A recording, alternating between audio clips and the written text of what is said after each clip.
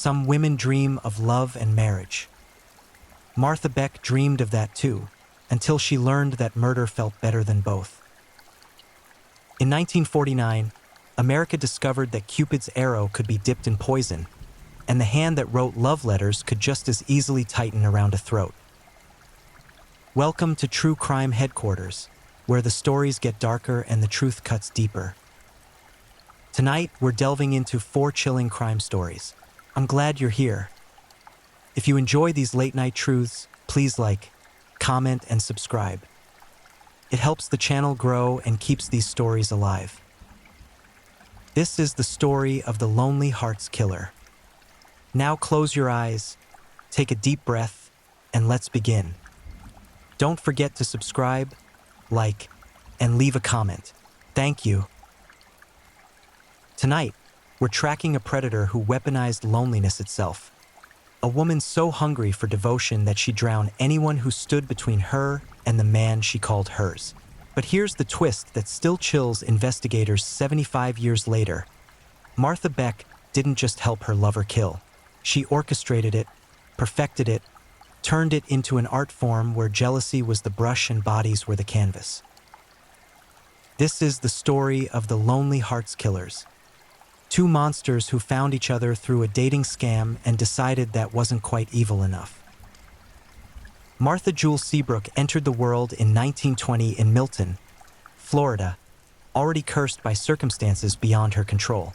Her mother, a woman whose cruelty would become the blueprint for Martha's own darkness, despised the child from birth. Not because Martha was unwanted, though she was, but because she represented everything her mother found repulsive: weakness, need, dependency. The abuse started early and never stopped. Physical beatings were almost merciful compared to the psychological warfare. Martha's mother told her daily that she was grotesque, unlovable, a burden that should never have drawn breath. When Martha was just 8 years old, her brother raped her repeatedly while their mother pretended not to notice. When Martha finally gathered the courage to speak about it, her mother called her a liar and beat her unconscious. School offered no refuge. Martha's weight, a result of a glandular condition that nobody bothered to diagnose or treat, made her a target for relentless mockery. Children can be savage, but the adults were worse. Teachers looked away when other students tormented her. One instructor actually told Martha that girls who looked like her should be grateful for any attention at all, even if it hurt. By 16, Martha had learned 3 fundamental truths. People were cruel, love was a transaction, and pain was the only constant. She also learned that intelligence could be a weapon. Despite everything, Martha excelled academically, particularly in nursing. Here, finally, was something she could control. Bodies were logical. Anatomy made sense in ways that human emotion never would. She could heal or harm with equal precision, and both gave her a rush of power she'd never experienced before.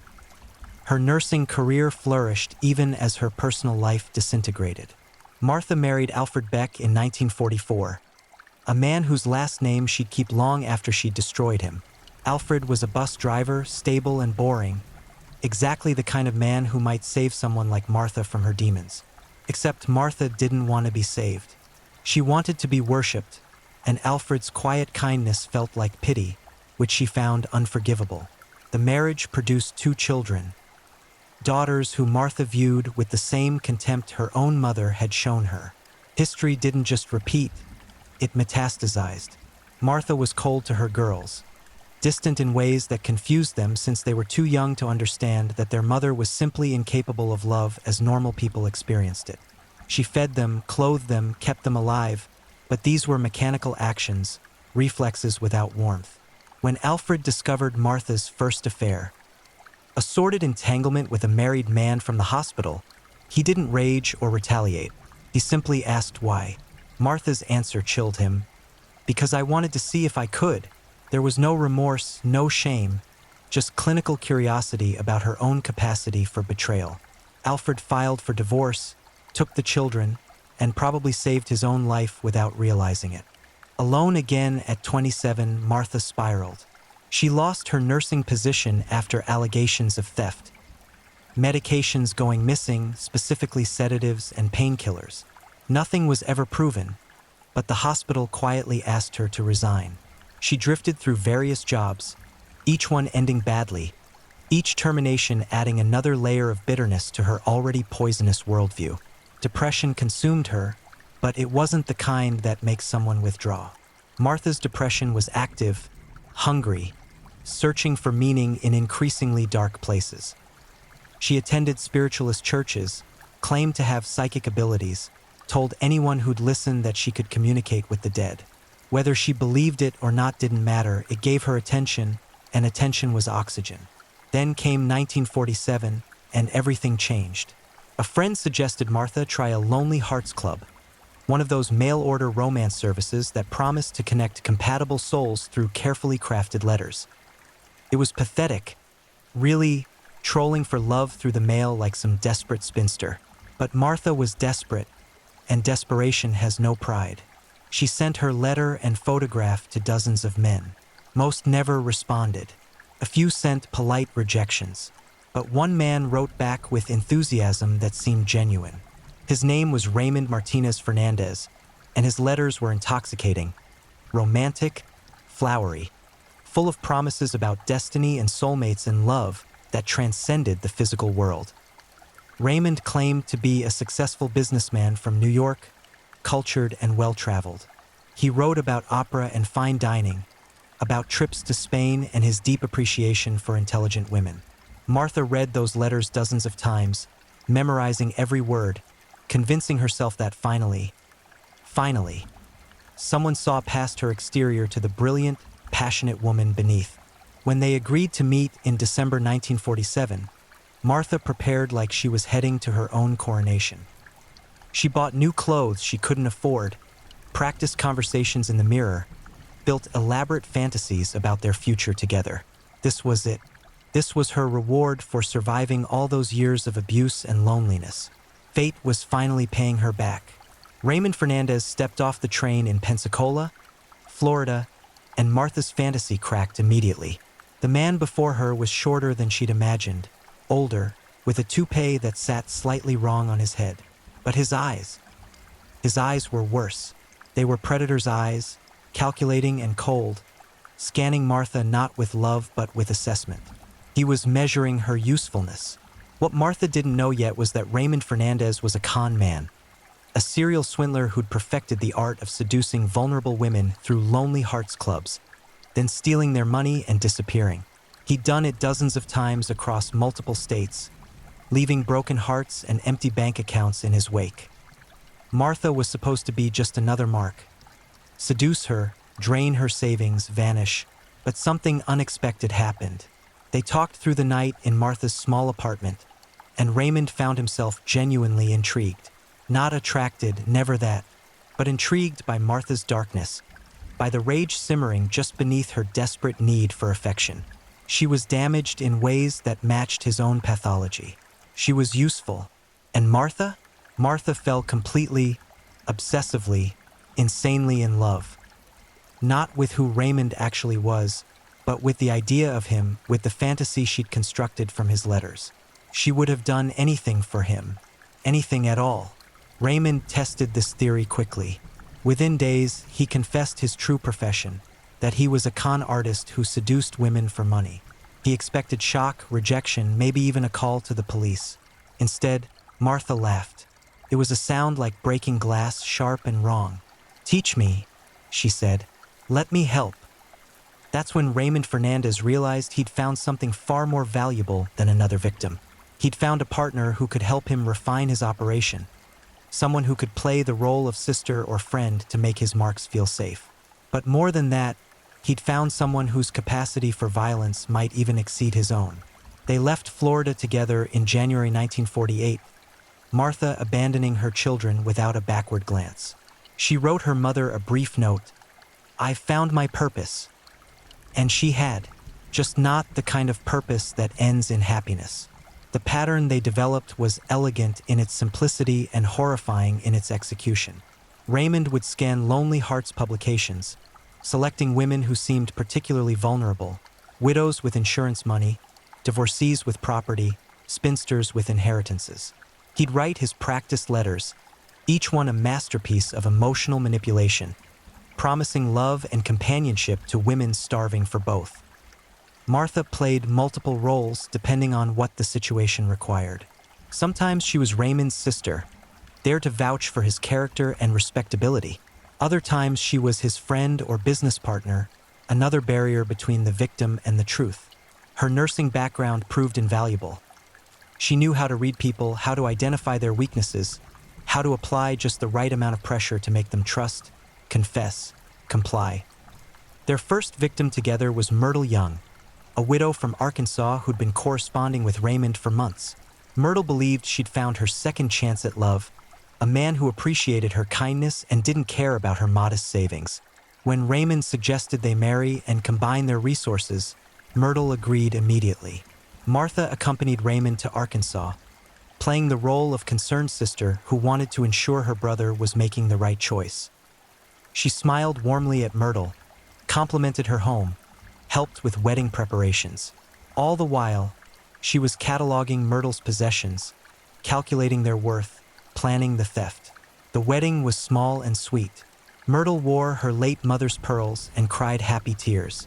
Raymond played his part perfectly, the devoted groom, the answer to prayers. That night, while Myrtle slept peacefully beside her new husband, Martha and Raymond systematically emptied her bank accounts using forged documents Martha had prepared. By morning, they were gone. Myrtle woke up alone. Her money vanished. Her new husband nothing but a ghost. She called the police, but what could she tell them? That she'd married a stranger from a Lonely Hearts Club and he'd robbed her? The officers were sympathetic but dismissive. This kind of thing happened all the time. She'd been foolish and now she'd paid the price. But Myrtle got off easy. She still had her life. The cons continued through early 1948, each one netting several $1,000s, serious money in that era. Raymond and Martha moved from state to state, always careful, always planning their exits before anyone could piece together what they were doing. They should have been satisfied.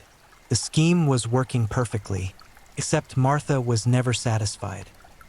With each new woman Raymond courted, her jealousy intensified. She knew it was an act, knew he was manipulating these lonely hearts for profit, but watching him write romantic letters to other women, seeing him hold their hands and whisper sweet lies, it ignited something savage inside her. She started making mistakes. During a con in Pennsylvania, Martha confronted Raymond in front of their mark, accusing him of having real feelings for the woman. The victim overheard the argument and grew suspicious. They barely escaped that one, leaving behind a police report and a woman who'd come dangerously close to unraveling their entire operation. Raymond should have ended their partnership then. Martha's instability was becoming a liability, but he'd grown dependent on her in ways he didn't fully understand. She wasn't just useful. She was the only person who truly understood him, who shared his contempt for the weak and vulnerable people they preyed upon. More than that, Martha's capacity for violence was emerging, and Raymond found it arousing. Their relationship evolved from merely criminal to something far darker. They became obsessed with each other in a toxic, codependent spiral that fed on jealousy, violence, and a shared conviction that they were superior to their victims, that these lonely women deserved what happened to them for being desperate enough to seek love through the mail. In August 1948, they targeted Janet Fay, a 66-year-old widow from Albany, New York. Janet was everything their previous victims had been: lonely, trusting, financially comfortable. She'd been corresponding with Raymond for months, pouring her heart into letters about her late husband, her empty house, her dream of finding companionship in her final years. Janet was also devoutly Catholic, and she mentioned repeatedly in her letters that she couldn't imagine intimacy outside of marriage. This presented a problem. Raymond's usual seduction tactics wouldn't work, so they adjusted. Raymond proposed marriage almost immediately upon meeting Janet, framing it as a recognition of destiny and divine intervention. Janet, overwhelmed by his apparent devotion, agreed. They married in a quiet ceremony in December 1948. Janet, radiant with joy, never noticed how Martha watched from the back of the chapel, her face twisted with barely contained rage. That night, after Janet had signed over power of attorney and transferred most of her assets to Raymond's control, Martha finally snapped. The three of them were staying in a rented room in Queens. Janet was preparing for bed, humming softly to herself, probably dreaming about the future she thought she'd secured. Martha entered the room carrying a hammer. She didn't say anything, didn't offer any warning. She simply swung the hammer into the back of Janet's skull with enough force to crack bone. Janet collapsed, still alive, blood spreading across the floor. Raymond stared at Martha, shocked not by the violence but by its suddenness, its lack of planning. They hadn't discussed this. Murder wasn't supposed to be part of the equation. But as Janet moaned and tried to crawl toward the door, Raymond made his choice. He grabbed a scarf and strangled her, finishing what Martha had started. They wrapped Janet's body in blankets, stuffed her into a trunk, and rented a basement storage unit in Queens where they left her to rot. Then they calmly returned to Janet's home in Albany, forged more documents, and liquidated the rest of her estate. To neighbors and friends who asked about Janet, they explained that she decided to travel, that she was happy and in love and would be in touch soon. For 2 months, nobody questioned the story. Janet Faye disappeared into paperwork and polite lies, just another elderly woman whose absence barely registered. Martha and Raymond might have gotten away with it completely if they'd been able to control themselves. But they couldn't. The murder had changed something fundamental in their dynamic. It wasn't enough to steal anymore. They'd crossed a line, and there was no going back. The killing of Janet Faye should have terrified Martha and Raymond into retirement, or at least caution. Instead, it liberated them. They'd discovered something neither had quite understood before. Murder was easier than they'd imagined, and the aftermath was manageable if you were careful. More importantly, it solved the problem of victims who might eventually talk to police or try to reclaim their money. Dead women tell no tales. Their next target was Delphine Downing, a young widow from Grand Rapids, Michigan, with a 2-year-old daughter named Raynell. Delphine wasn't their usual type. She was only 41, attractive, and not particularly desperate. But she had life insurance money from her late husband's death and owned her home outright. More than that, she was genuinely kind, which made her easy to manipulate. Delphine had been corresponding with Raymond for several months. His letters to her were different from the ones he sent to older women. More passionate, more focused on building a future together. Delphine responded eagerly, confessing that she was ready to love again, that her daughter needed a father figure, that she believed God had sent Raymond to heal her broken family. In January 1949, Raymond and Martha traveled to Grand Rapids. Martha was introduced as Raymond's sister, there to help with the transition as Raymond prepared to move his business to Michigan. Delphine welcomed them both into her home with open arms, preparing elaborate meals, ensuring they were comfortable, treating Martha with sisterly affection that made Martha's skin crawl. Because Delphine was everything Martha wasn't: beautiful, graceful, genuinely warm. And worse, Raymond seemed actually attracted to her. Martha watched them interact, saw the way Raymond's eyes lingered on Delphine's figure, noticed how his smile became real instead of calculated when she laughed at his jokes. This wasn't part of the act. Raymond wanted Delphine, and that realization poisoned Martha's mind completely. The jealousy became unbearable. Martha started picking fights with Raymond in whispered conversations behind closed doors. She accused him of planning to abandon her, of falling in love with Delphine for real. Raymond denied it, but his denials were weak, unconvincing. The truth was that Delphine represented a possibility Raymond had never seriously considered. A normal life, a real relationship, escape from the darkness he and Martha had created together. Martha decided that Delphine had to die immediately, not after they'd secured her assets, not after they'd planned a clean exit. Now, before Raymond could develop genuine feelings, before Delphine could become anything more than a mark. On February 28, 1949, while Raymond was out running errands, Martha gave Delphine a lethal dose of sleeping pills, claiming they were medication for a headache. Delphine, trusting as always, swallowed them without question. Within an hour, she was unconscious. Within 3 hours, she was dead. When Raymond returned and found Delphine's body, he was furious. Not because Martha had killed her, but because she'd done it so sloppily, so obviously. There was no cover story, no plan for disposal. Delphine's daughter Raynell was in the next room, too young to understand what had happened, but old enough to know something was wrong. They argued viciously while Delphine's corpse cooled on the couch. Raymond wanted to flee immediately, but Martha insisted they couldn't leave witnesses. Raynell had seen them, might remember them, could identify them. The child had to go. What happened next remains one of the most disturbing aspects of the entire case. Raymond and Martha debated for hours about how to kill a toddler. Raymond suggested they simply abandon her at an orphanage or leave her with neighbors, but Martha was paranoid, convinced the child would somehow lead police back to them. Finally, they settled on a method that reveals just how far gone they both were. They filled a bathtub and drowned Raynell Downing. The little girl struggled, screamed, fought with the desperate strength of a child who doesn't understand why the adults she trusted are hurting her.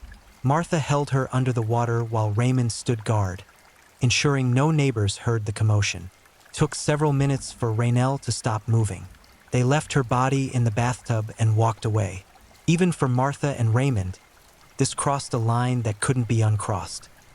They'd killed before, but those victims were adults who'd made choices, who'd responded to Lonely Hearts ads, who'd invited them into their homes. Raynell was innocent in a way that transcended their usual rationalizations. She was collateral damage, proof that their pathology had evolved beyond even their own control. They spent the next 2 days in Delphine's house, living among corpses, eating her food, sleeping in her bed. Neighbors noticed that Delphine hadn't been seen and that strange people were coming and going from her home. Questions started circulating.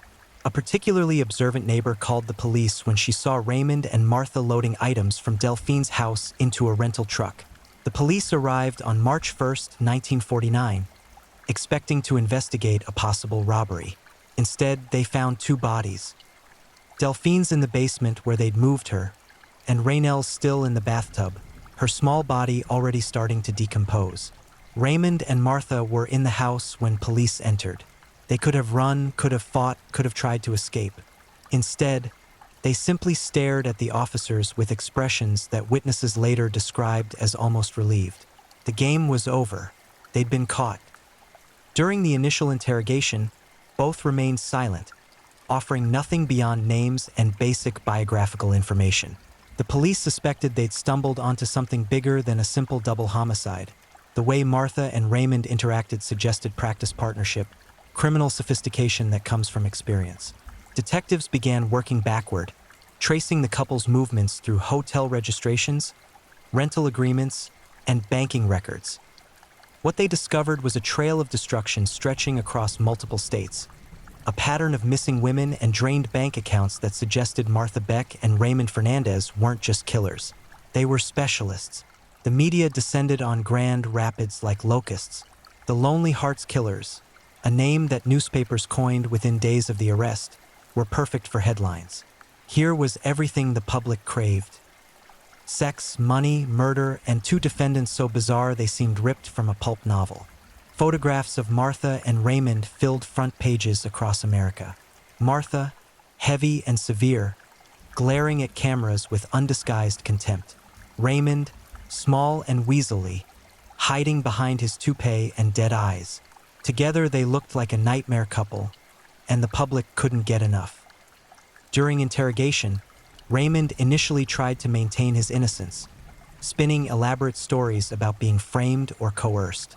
But Martha, obsessed with Raymond even in custody, desperate to prove her devotion, confessed to everything. She provided detailed descriptions of their cons, admitted to killing Janet Faye and Delphine Downing, implicated Raymond in every crime without hesitation. Prosecutors were stunned by Martha's eagerness to confess. Most defendants clam up or lawyer up immediately. Martha did the opposite, treating interrogations like therapy sessions where she could finally be honest about the relationship she valued above everything else, including her own freedom. She seemed proud of what they'd accomplished together, proud of her usefulness to Raymond, proud of proving her love through violence. Raymond was less forthcoming, but as evidence mounted, financial records, witness testimony, physical evidence from crime scenes, he realized denial was futile. Eventually, he began admitting to aspects of their crimes, though he consistently tried to minimize his involvement in the murders, claiming Martha was the driving force behind the killings. This was partially true. While Raymond had certainly participated in both murders, Martha's jealousy was the spark that ignited the violence. If not for her obsessive possessiveness, they might have remained simple con artists. But Martha had transformed their operation into something far darker, and Raymond had allowed it because some twisted part of him enjoyed watching her work. The legal proceedings became complicated quickly. Michigan had abolished the death penalty in 1846, but New York, where Janet Faye had been killed, still executed murderers.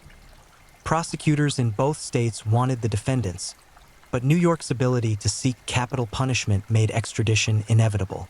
In July 1949, Martha Beck and Raymond Fernandez were transferred to New York to stand trial for Janet Faye's murder. The trial began in June 1949 and lasted 44 days, making it one of the longest criminal trials in New York history at that time. The courtroom was packed daily with spectators who treated proceedings like entertainment, gasping at revelations, laughing at Martha's bizarre outbursts, gawking at Raymond's obvious discomfort. The prosecution's case was overwhelming. They had Martha's detailed confession, physical evidence linking the defendants to Janet Faye's disappearance and death, financial records showing systematic theft, and a parade of witnesses who'd seen Martha and Raymond with Janet in the days before she vanished. The defense strategy was creative but ultimately ineffective. They argued that both defendants were insane, driven to violence by psychological compulsions they couldn't control. A parade of psychiatrists testified about Martha's traumatic childhood, her possible psychosis, her delusional attachment to Raymond. Other experts discussed Raymond's alleged brain damage from a head injury he'd sustained years earlier, suggesting it had fundamentally altered his personality and impulse control.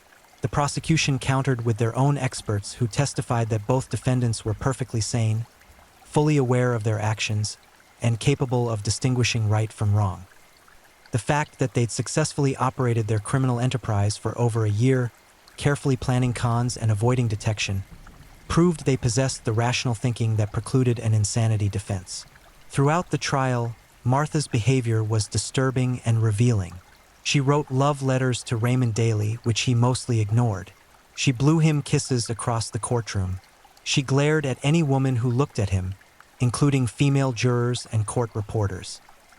Her obsession was complete and utterly unshakable, even as it became clear that Raymond felt nothing but contempt for her. Raymond, for his part, seemed primarily concerned with his appearance, constantly adjusting his toupee, checking his reflection in any available surface, preening for photographers. He showed no remorse for his victims, no concern for Martha's well-being, no emotion beyond narcissistic self-interest. The jury deliberated for less than 5 hours before returning guilty verdicts on all counts for both defendants. The judge sentenced them to death in the electric chair at Sing Sing prison. Martha reportedly smiled when she heard the verdict, turning to Raymond and saying, "Now we'll be together forever."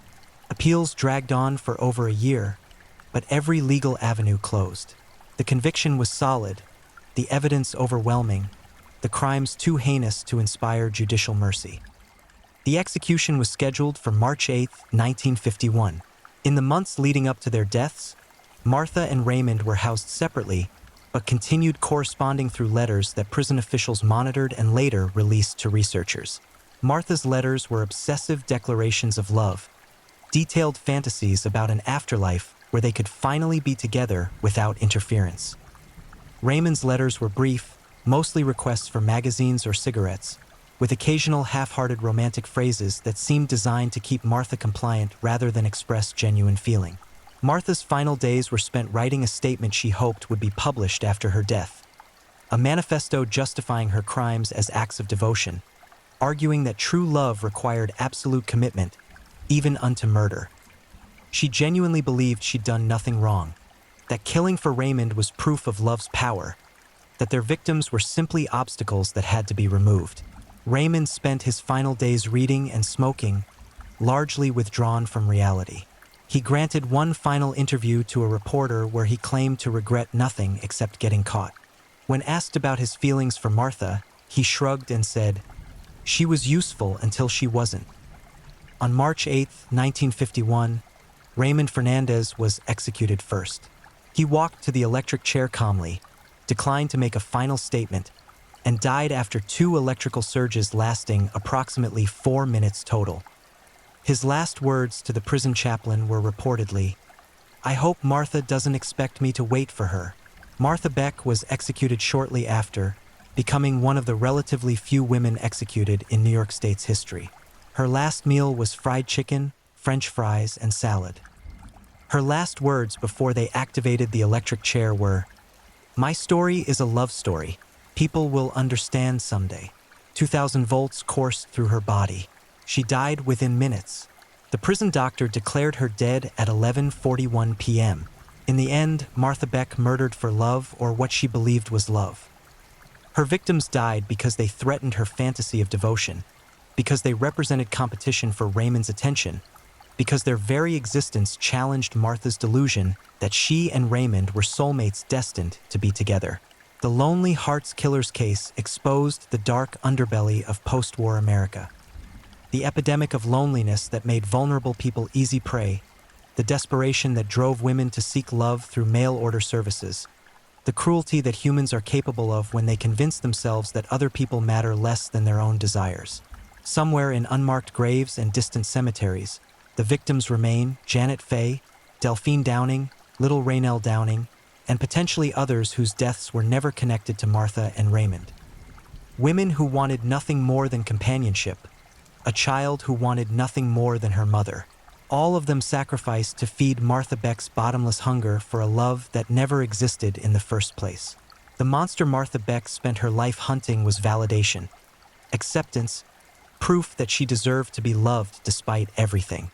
What she found instead was another monster who recognized her capacity for violence and decided to use it.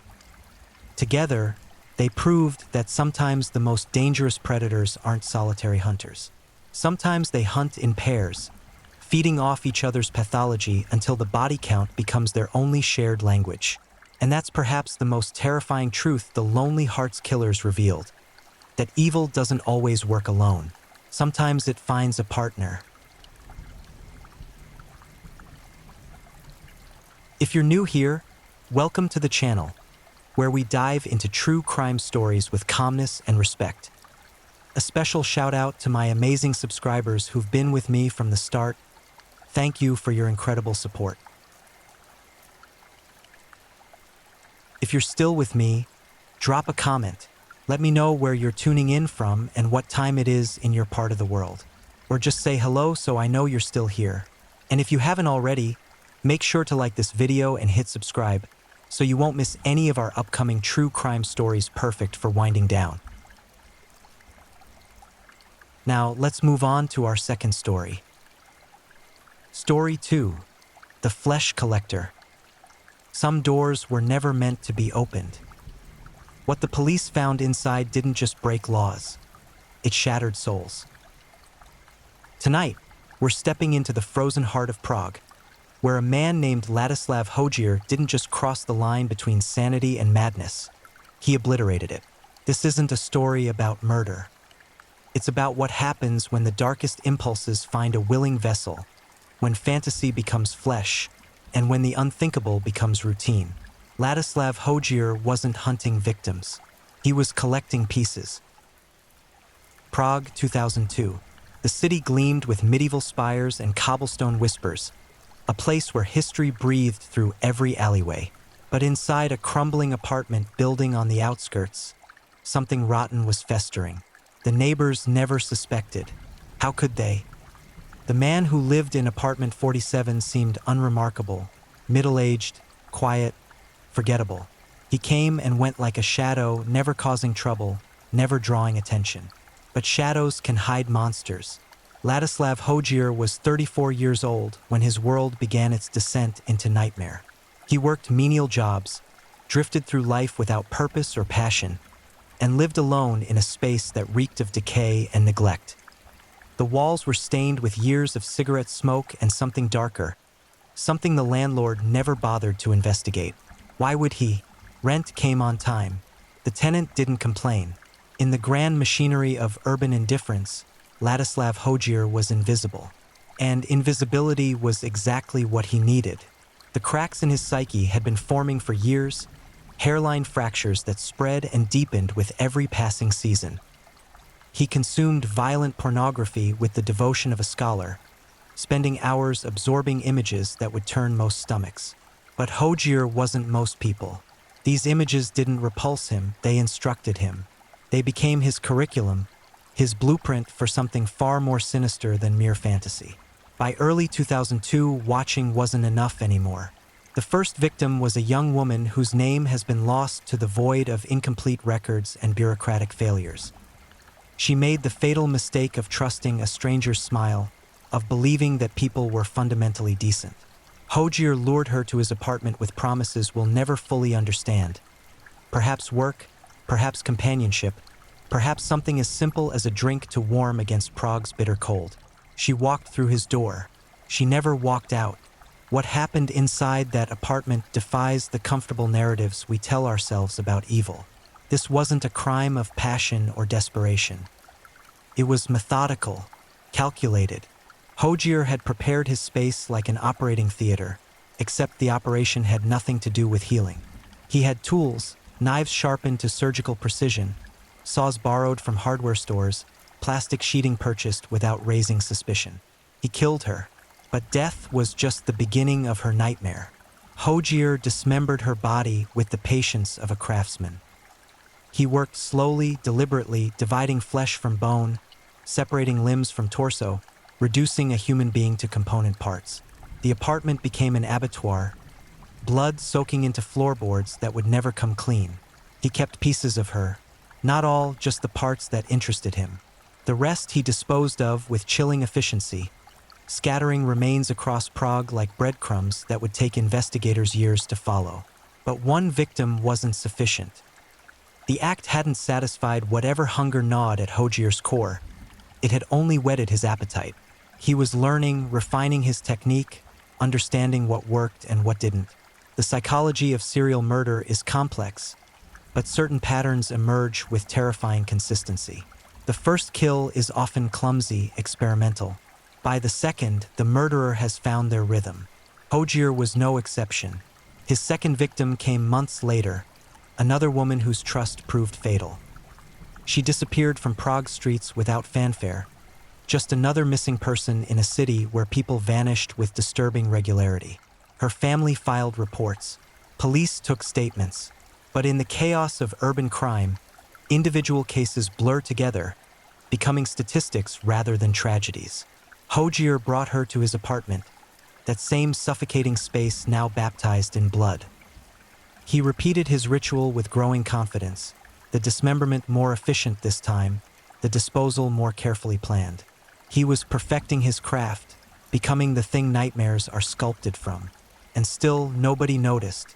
The apartment building stood silent, its residents going about their lives mere meters from unthinkable horror. They heard nothing, or if they did, they explained it away. That thump in the night, furniture being moved, those strange smells? Probably plumbing issues. The human mind is remarkably skilled at normalizing the abnormal, at finding innocent explanations for sinister realities. Hojier understood this. He counted on it. As 2002 bled into 2003, his appetite grew more voracious. He was no longer killing to satisfy curiosity or dark impulses. He was killing because it had become his purpose, his identity. The man who worked forgettable jobs and lived in obscurity had discovered something that made him feel powerful, important, alive. He had discovered that he could make people disappear. The third victim followed the pattern, young, vulnerable, trusting. Prague's underbelly provided an endless supply of potential targets. Women working dangerous jobs or living unstable lives. People society barely noticed when they were alive and certainly wouldn't miss when they were gone. Hojier had become a predator with refined instincts, able to identify weakness and exploit opportunity with terrifying precision. His apartment transformed into something beyond comprehension. The plastic sheeting became permanent fixtures. The tools were no longer hidden away after use but left in easy reach, ready for the next session. Hojier was no longer pretending to be normal, no longer maintaining the facade of ordinary life. Inside those walls, he had created his own kingdom, a realm where his darkest fantasies didn't just exist, they thrived. And through it all, the city outside continued its rhythms. Tourists photographed the astronomical clock. Lovers walked across Charles Bridge. Children played in parks while their parents sipped coffee at outdoor cafes. Life persisted in all its beautiful, mundane complexity, completely unaware that a monster walked among them. But monsters always make mistakes. Every serial killer operates under a delusion that they're smarter than everyone else, that they've thought of every contingency, that they'll never be caught. Ladislav Hojier was no different. He believed his methods were foolproof, his disposal techniques untraceable, his selection of victims so careful that patterns would never emerge. He was wrong. The first crack in Hojier's carefully constructed world came not from brilliant detective work, but from something far more mundane. A landlord's frustration. By late 2003, the building's owner had grown increasingly concerned about apartment 47. The smell emanating from the unit had become impossible to ignore, a putrid sweetness that seeped into hallways and invaded neighboring spaces. Tenants were complaining. Some were threatening to move out. The landlord knocked on Hojier's door repeatedly, receiving either no answer or vague excuses. Plumbing problems, Hojier claimed. A rat that died in the walls. Nothing to worry about. But the smell persisted, growing stronger, more overwhelming. It was the smell of death, though nobody wanted to name it as such. Finally, in early 2004, the landlord exercised his legal right and entered the apartment during one of Hojier's absences. What he found would haunt him for the rest of his life. The apartment was a chamber of horrors beyond imagination. Blood stained every surface, walls, floors, ceiling, in patterns that told stories of violence too extreme for the human mind to comfortably process. The plastic sheeting that Hojier had so carefully laid out was torn and stained, bearing silent witness to unspeakable acts. Tools lay scattered about, some clean, others still bearing organic material that made identification unnecessary. But worse than any of this were the remains. Hojier had kept pieces of his victims like trophies, body parts stored in freezers, in containers, in spaces throughout the apartment. He hadn't disposed of everything. He couldn't. Some parts he wanted to keep, to revisit, to remind himself of what he'd done and what he was capable of doing. The apartment wasn't just a crime scene. It was a museum of atrocity, a gallery where the exhibits were human suffering frozen in time. The landlord stumbled from the apartment in shock, barely making it outside before vomiting.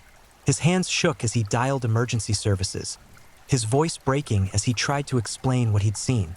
The operator asked him to repeat himself multiple times, unable to believe what she was hearing.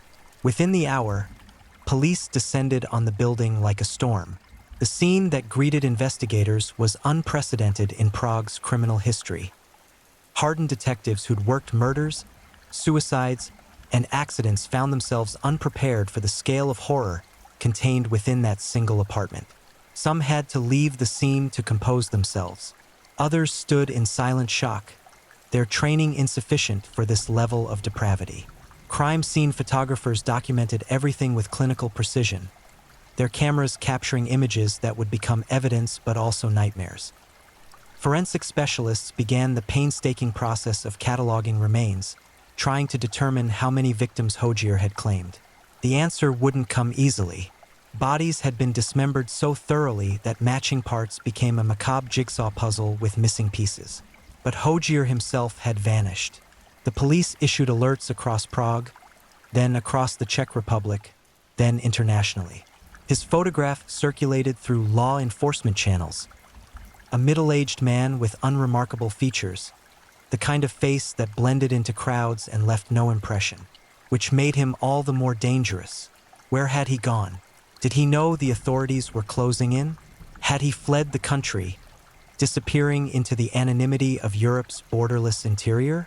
These questions consumed the investigation as forensic work continued inside the apartment. The media descended on the story with voracious hunger. Headlines screamed about the Prague butcher and the apartment of death. Television crews broadcast live from outside the building, their cameras capturing the constant flow of investigators and evidence bags. The city that prided itself on fairy tale beauty now had to confront a nightmare dwelling in its midst. Public panic spread like contagion. Women changed their routines, avoided strangers, looked over their shoulders with new paranoia. Parents kept children closer. The sense of safety that had pervaded Prague's streets evaporated, replaced by the understanding that monsters weren't just characters in stories. They were real, and they were hunting. But where was Ladislav Hodzier? The answer came 3 days after the apartment's discovery, and it was anticlimactic in its banality. Hodzier hadn't fled to distant countries or gone into deep hiding. He'd simply continued his routine, working his menial job, moving through Prague as if nothing had changed. Perhaps he didn't know the apartment had been discovered. Perhaps he thought he had more time. Or perhaps, in the twisted logic of his diseased mind, he simply didn't care anymore. Police arrested him at his workplace, a warehouse on Prague's industrial outskirts. He offered no resistance. He didn't run, didn't fight, didn't even seem surprised. When officers approached him with weapons drawn, shouting commands, Hodzier simply raised his hands and smiled. That smile would haunt everyone who witnessed it. He was taken into custody without incident, processed through the system with bureaucratic efficiency. His fingerprints were taken, his photograph captured, his personal effects cataloged. Through it all, Hodzier remained eerily calm, almost serene. He'd been caught, yes, but something in his demeanor suggested this wasn't the defeat everyone assumed. He'd accomplished something, and nothing could take that away from him. The interrogation began immediately, detectives desperate for answers, for explanations, for some way to make sense of the senseless. But Hodzier wasn't interested in providing easy resolutions. He spoke in circles, offering fragments of truth mixed with deflections and silence. Yes, he'd killed. How many? He couldn't remember exactly. Why? The question seemed to confuse him, as if motivation was irrelevant.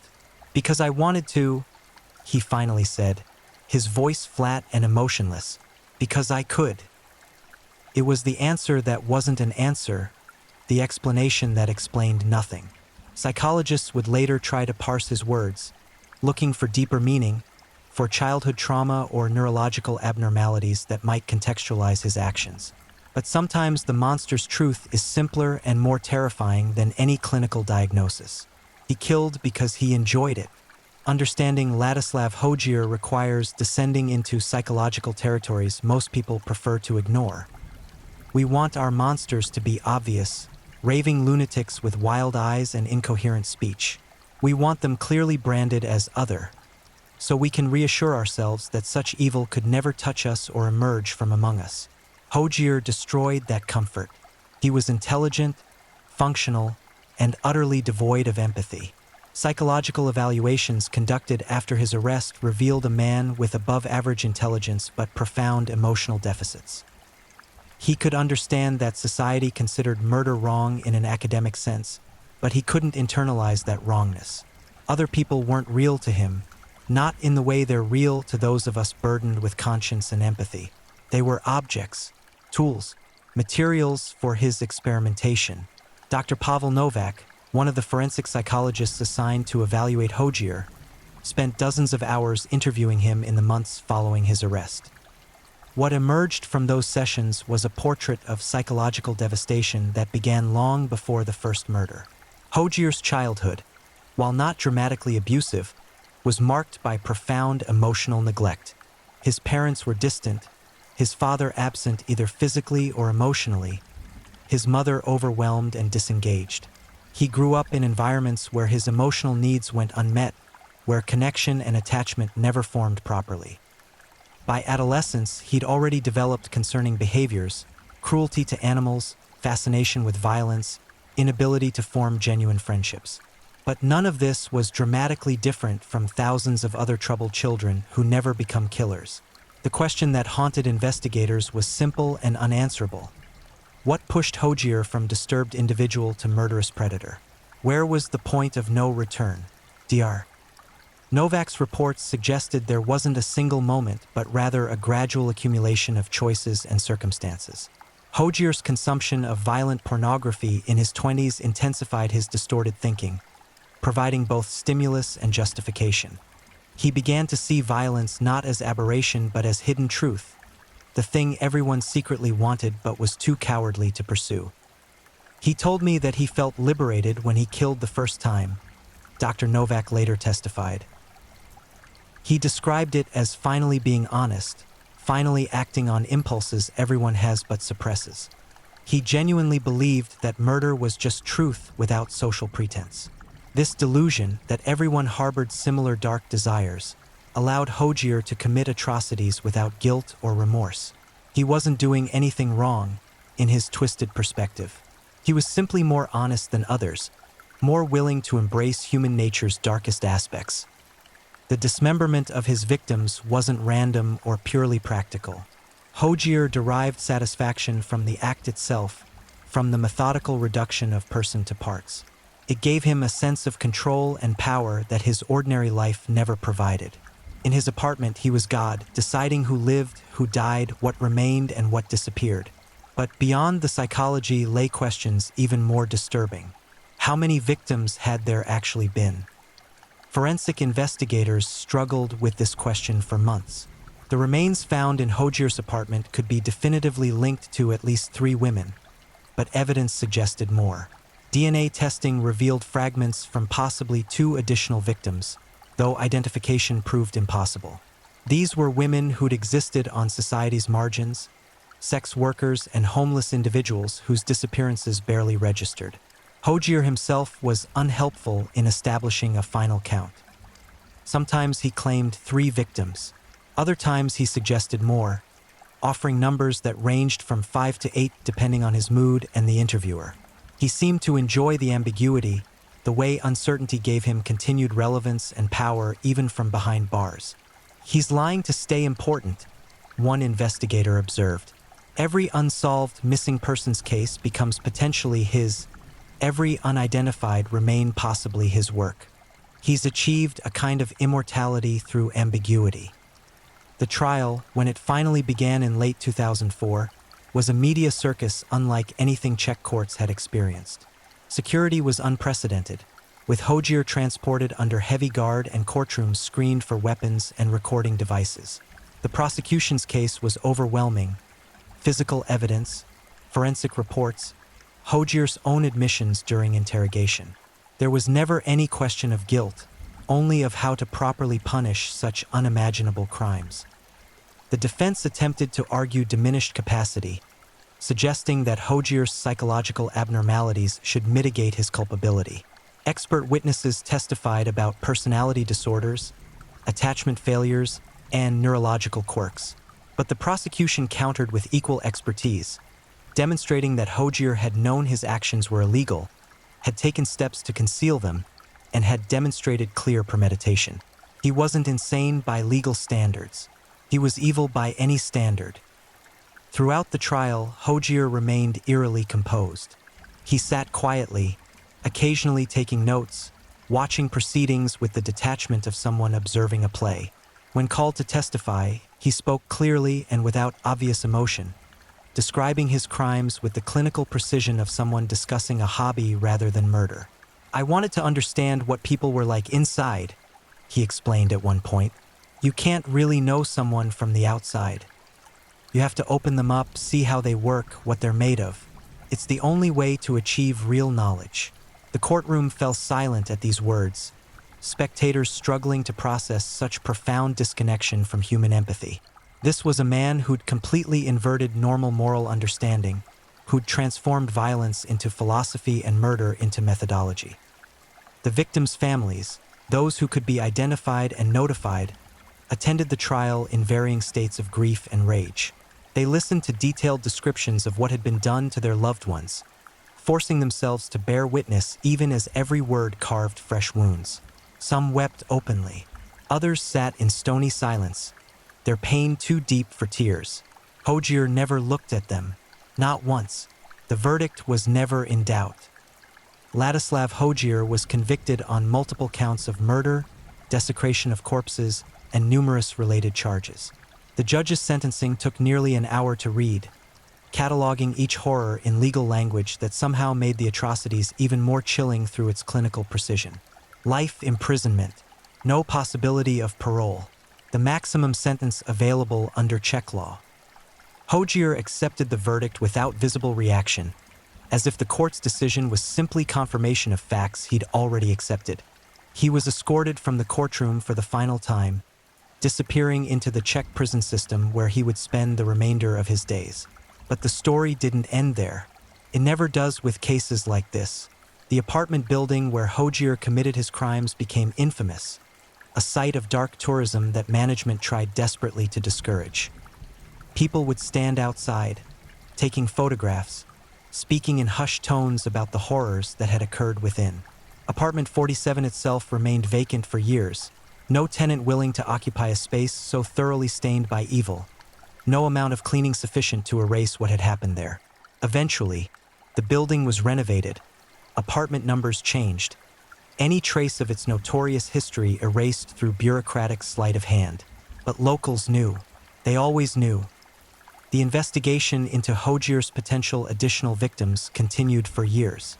Missing persons cases from across the Czech Republic were reopened and reviewed, looking for possible connections. Some families of missing women found closure when DNA matches confirmed their worst fears. Others remained in limbo, uncertain whether their loved ones had fallen victim to Hojier or to some other tragedy. Cold case detectives occasionally approached Hojier in prison, hoping age or changing circumstances might loosen his tongue. Sometimes he engaged with them, offering tantalizing hints about other victims or crime scenes. But his information was always vague, unverifiable, possibly fabricated. He enjoyed the attention, the way these consultations made him feel important and feared. Dr. Novak, the forensic psychologist, continued to study Hojier for years after the trial, publishing papers on the case that became standard references in criminal psychology courses worldwide. He maintained that Hojier represented a particular type of murderer, not the disorganized schizophrenic or the opportunistic thrill killer, but something colder and more methodical. He's what we call an organized, process-focused killer, Dr. Novak explained in one academic conference. The murder itself isn't the primary satisfaction. It's the ritual, the dismemberment, the control over another person's physical form. He essentially objectified human beings to the point where they became art supplies for his darkest impulses. This clinical understanding provided some framework for comprehension, but it could never truly answer the question everyone wanted answered. Why? Why had Ladislav Hojier become what he became? What combination of genetics, environment, choice, and circumstance had created this particular monster? The answers remained frustratingly incomplete. We could identify factors: his childhood neglect, his social isolation, his consumption of violent media, his psychological abnormalities. But thousands of people share similar factors without becoming serial killers. The uncomfortable truth is that evil sometimes defies complete explanation. We can identify contributing elements, map pathways and probabilities, but the final transformation from disturbed human to murderous predator remains partially mysterious. Something in Hojier made choices that others facing similar circumstances didn't make. Something allowed him to cross lines that most people, even very damaged people, never approach. In prison, Hojier settled into routine. He worked prison jobs, attended required programs, maintained a reputation as a model inmate. He was polite to guards, nonviolent with other prisoners, seemingly well-adjusted to incarceration. To the casual observer, he seemed rehabilitated, transformed. But those who interviewed him regularly knew better. The mask remained firmly in place, but behind it, nothing had changed. Hojier felt no genuine remorse for his crimes, no empathy for his victims, no wish to be anyone other than who he was. He simply understood that cooperation made his existence more comfortable. "If I were released tomorrow," he told Dr. Novak during one session, "I would kill again, Not immediately, perhaps, but eventually, because that's what I am. That's what gives my life meaning. This honesty, at least, was refreshing in its horror. No pretense of redemption, no performance of reformation. Just the simple acknowledgement that some people are fundamentally incompatible with civilized society, that some impulses can't be rehabilitated or redirected. The families of Hojir's victims processed their trauma in different ways. Some became advocates, pushing for better victim services and improved investigative techniques. Others retreated from public life, carrying their grief privately. A few couldn't bear the weight and succumbed to addiction or suicide, becoming delayed casualties of Hojir's violence. Their pain served as a reminder that murder doesn't just destroy one life. It detonates through families and communities like a bomb with an infinite blast radius. Every person Hojir killed left behind parents, siblings, friends, lovers, people whose lives were permanently fractured by sudden, violent absence. As years passed, the case faded from immediate public consciousness, replaced by newer horrors and fresher scandals. Media moved on. The city moved on. But for those directly touched by Ladislav Hojir's crimes, time provided no distance, no healing. The wounds remained raw, the questions unanswered. And in his cell, Hojir continues to exist. He's in his 60s now, graying and ordinary looking, just another aging inmate among thousands. He reads, works, occasionally grants interviews to researchers and journalists. He's become a case study, a cautionary tale, a monster rendered safe through incarceration but never truly neutralized. Because the horror of Ladislav Hojir isn't just what he did, it's what he represents. The possibility that monsters aren't supernatural aberrations but human beings who've chosen to embrace their darkest capabilities. The understanding that evil doesn't always announce itself with obvious signs, that it can wear ordinary faces and live in ordinary places, that it can be your neighbor, your coworker, the stranger you pass on the street. Hojir proved that the most terrifying monsters are the ones who look like everyone else, who blend seamlessly into society until the moment they reveal themselves. And by then, it's always too late. The victims are gone. The families are shattered. The monster is caged but unrepentant. And somewhere, in some city, in some apartment building, another Ladislav Hojir might be taking his first steps down a similar path. Learning, planning, waiting, because monsters are never unique. They're iterations of the same darkness, wearing different faces, operating in different locations, but driven by the same fundamental absence of humanity. The case of Ladislav Hojir stands as a reminder that evil is real, that it walks among us, and that vigilance, both societal and personal, is the only defense we have against those who would prey upon the vulnerable and the trusting. His story doesn't offer comfort or resolution. It offers only the cold truth that sometimes the monsters are real, and they're hunting. If you're enjoying these stories, don't forget to leave a comment. I'd love to hear where you're tuning in from and what time it is in your part of the world. And if you haven't already, be sure to like this video and subscribe so you don't miss the next true crime story to help you drift off to sleep. Now, let's move on to our third story. Story 3. The Butcher of Srajala. They say hell has a temperature. In Srajala, it had a face. Every nightmare ends when you wake up, unless the monster is real, breathing the same air, walking the same streets, choosing his next victim while you sleep. In the blood-soaked chronicles of human depravity, certain names refuse to fade into the merciful fog of history. They claw their way into our collective consciousness, not as cautionary tales, but as proof that true evil doesn't announce itself with horns and pitchforks. It wears human skin. It smiles. It waits. And in the case of Otto Biedermann, it operated with such calculated brutality that even hardened investigators would later speak of his crimes only in whispers, as if saying his methods aloud might somehow resurrect them. This is the story of a man who transformed ordinary streets into hunting grounds, who turned the mundane act of trust into a death sentence, and who proved that the greatest horrors aren't found in fiction. They're archived in police files, stamped with dates, locations, and the names of people who made the fatal mistake of crossing his path. What you're about to hear isn't designed for comfort. It's designed to remind you that monsters don't live under beds. They live next door. Strajla, a district in Sosnowiec, Poland, had always been the kind of place where neighbors knew neighbors, where children played in courtyards until twilight painted the sky purple, where the elderly sat on benches exchanging gossip and fresh bread recipes. The kind of place where safety felt as permanent as the cobblestones underfoot. But safety, like innocence, is always an illusion one person away from shattering. And in the late 1950s, that person was already moving among them, studying them, learning their routines with the patience of a predator who understands that the best meals come to those who wait. Odo Biederman was unremarkable in the way that should terrify you, not because he blended in, but because he belonged. Average height, average build, a face you'd forget 5 minutes after passing him on the street.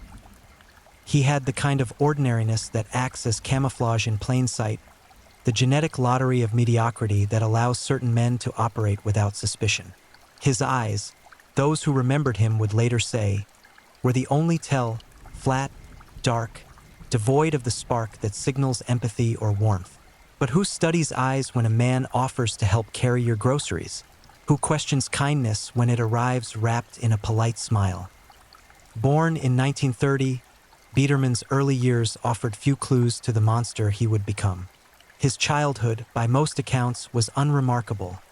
Neither privileged nor impoverished, neither abused nor particularly loved. He was, in the parlance of criminal psychology, a blank slate who chose his own horrifying inscription. But something rotted behind that ordinary facade, something that whispered to him in the dark, that turned human beings into objects, compassion into calculation, and murder into method. The post-war years in Poland were characterized by scarcity, reconstruction, and a collective exhaustion that hung over the population like morning fog. Communities drew together out of necessity, sharing what little they had, creating networks of mutual survival that defined an entire generation. Biederman moved through this world with practiced ease, helping elderly neighbors with heavy packages, offering to run errands for those whose mobility had been stolen by age or illness, presenting himself as the kind of young man mothers praised and grandmothers blessed. He was helpful, he was reliable, he was patient, and he was cataloging vulnerabilities with the thoroughness of a military strategist preparing for invasion. By the time Biederman reached his late 20s, he had developed what investigators would later recognize as a signature, a modus operandi so consistent it would eventually become his undoing. He targeted the vulnerable, the elderly, the isolated, those whose disappearance might be mourned but not immediately investigated.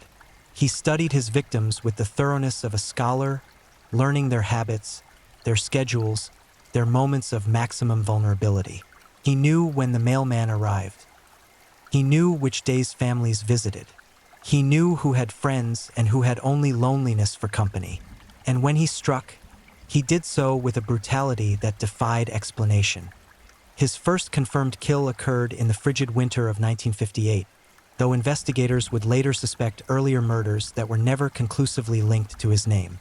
The victim was an elderly widow named Helena Kowalski, 73 years old, who lived alone in a modest apartment on the eastern edge of Strajla.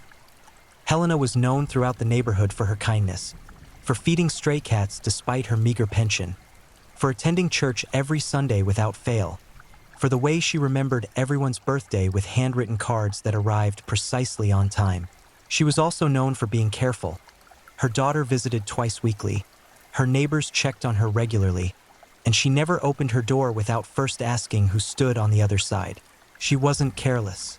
She wasn't naive. But Biederman didn't need carelessness. He needed opportunity, and opportunity, he had learned, could be manufactured with the right words and the right costume. He approached her on a Thursday afternoon in late February, carrying a battered toolbox that looked legitimate from years of actual use, wearing coveralls stained with grease and paint that suggested he belonged to the building's maintenance staff. The coveralls weren't stolen. He had purchased them from a second-hand shop and deliberately dirted them to create authenticity. He had learned that people trust dirty work clothes more than clean ones, that grime suggests honest labor while pristine fabric triggers suspicion. He knocked on Helena's door with the rhythm of familiarity, not too aggressive, not too tentative, just the practiced cadence of someone who belonged. When Helena appeared at the door, peering through the gap allowed by her security chain, Biederman launched into his prepared script. He told her there had been reports of a gas leak in the building, that several residents had complained of strange smells, that he needed to check her pipes and connections to ensure her safety. He mentioned her downstairs neighbor by name, Mrs. Kaminsky, and said she had been particularly concerned. This detail, this small fragment of verifiable truth, dissolved Helena's caution. Of course she knew Mrs. Kaminsky. Of course she would be concerned. And of course this young man was legitimate, because how else would he know these things? Helena unhooked the chain. She opened the door. She stepped aside to let him enter. And in doing so, she signed her own death warrant with the ink of misplaced trust. Biederman entered the apartment with the calm assurance of a man who had rehearsed this moment countless times in his mind. He made small talk as he set down his toolbox, commenting on the cold weather, asking if she had enough coal for her stove, playing the role of concerned maintenance worker with such conviction that Helena actually offered him tea. He declined politely, explaining he had several more apartments to check before the end of his shift. He needed to examine the pipes in her kitchen, he said. It would only take a moment. Helena led him to her small kitchen, a cramped space dominated by a coal stove and a single window that looked out over the courtyard where children played in better weather. She stood near the doorway, watching as he knelt beside her sink, running his hands along pipes that needed no inspection, making humming sounds that suggested professional assessment. And then, with movements so swift they seemed choreographed, he reached into his toolbox and withdrew the hammer. What happened in that kitchen over the next 47 minutes would haunt investigators for decades. Biederman didn't simply kill Helena Kowalski. He dismantled her humanity with systematic precision that spoke to something far darker than rage or passion. This was calculated. This was controlled. This was a man who had thought deeply about how much damage a human body could sustain, how much pain could be inflicted, how long consciousness could be maintained during escalating trauma. The first blow struck the back of her skull as she turned, perhaps alerted by some sound, some shift in the air that signaled danger. The impact drove her to her knees, splitting skin and fracturing bone, but not killing. Not yet. Biederman had learned, perhaps through experimentation we can only imagine with horror, exactly how hard to strike to incapacitate without immediately ending life. He wanted time. He wanted control. He wanted to explore the boundaries of his own capacity for violence. Helena tried to scream, but the blow had disrupted something neurological, and what emerged was a wet gurgle, a sound that barely carried beyond the kitchen walls. She raised her hands in defense, an instinctive, futile gesture that humans have employed since the first predator hunted the first prey. Biederman methodically destroyed those hands, bringing the hammer down on fingers and wrists with the precision of a craftsman shaping metal, breaking bones that had kneaded dough and held grandchildren, rendering them into collections of shattered fragments held together only by skin and tendon.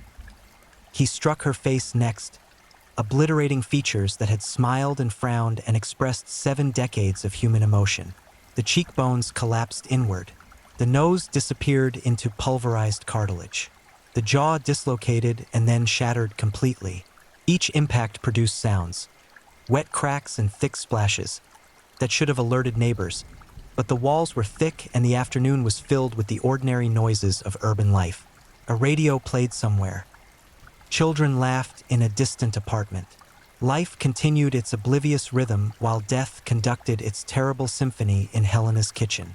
The coroner would later count 43 separate impact sites on Helena's body.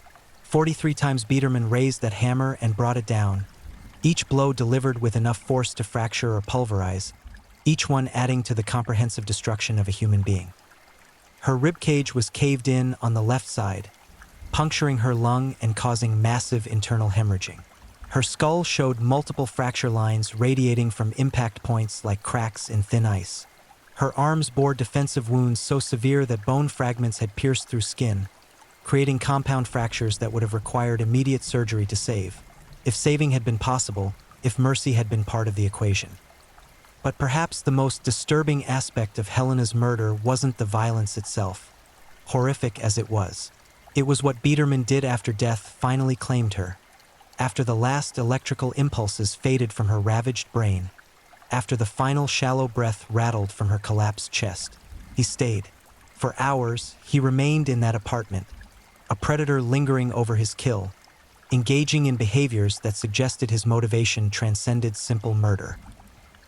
He dragged her body from the kitchen to her bedroom, leaving a trail of blood that soaked into the worn floorboards and created a macabre breadcrumb path. He positioned her on her bed with disturbing care, arranging her limbs in configurations that served no practical purpose, staging a scene that existed only for his own satisfaction.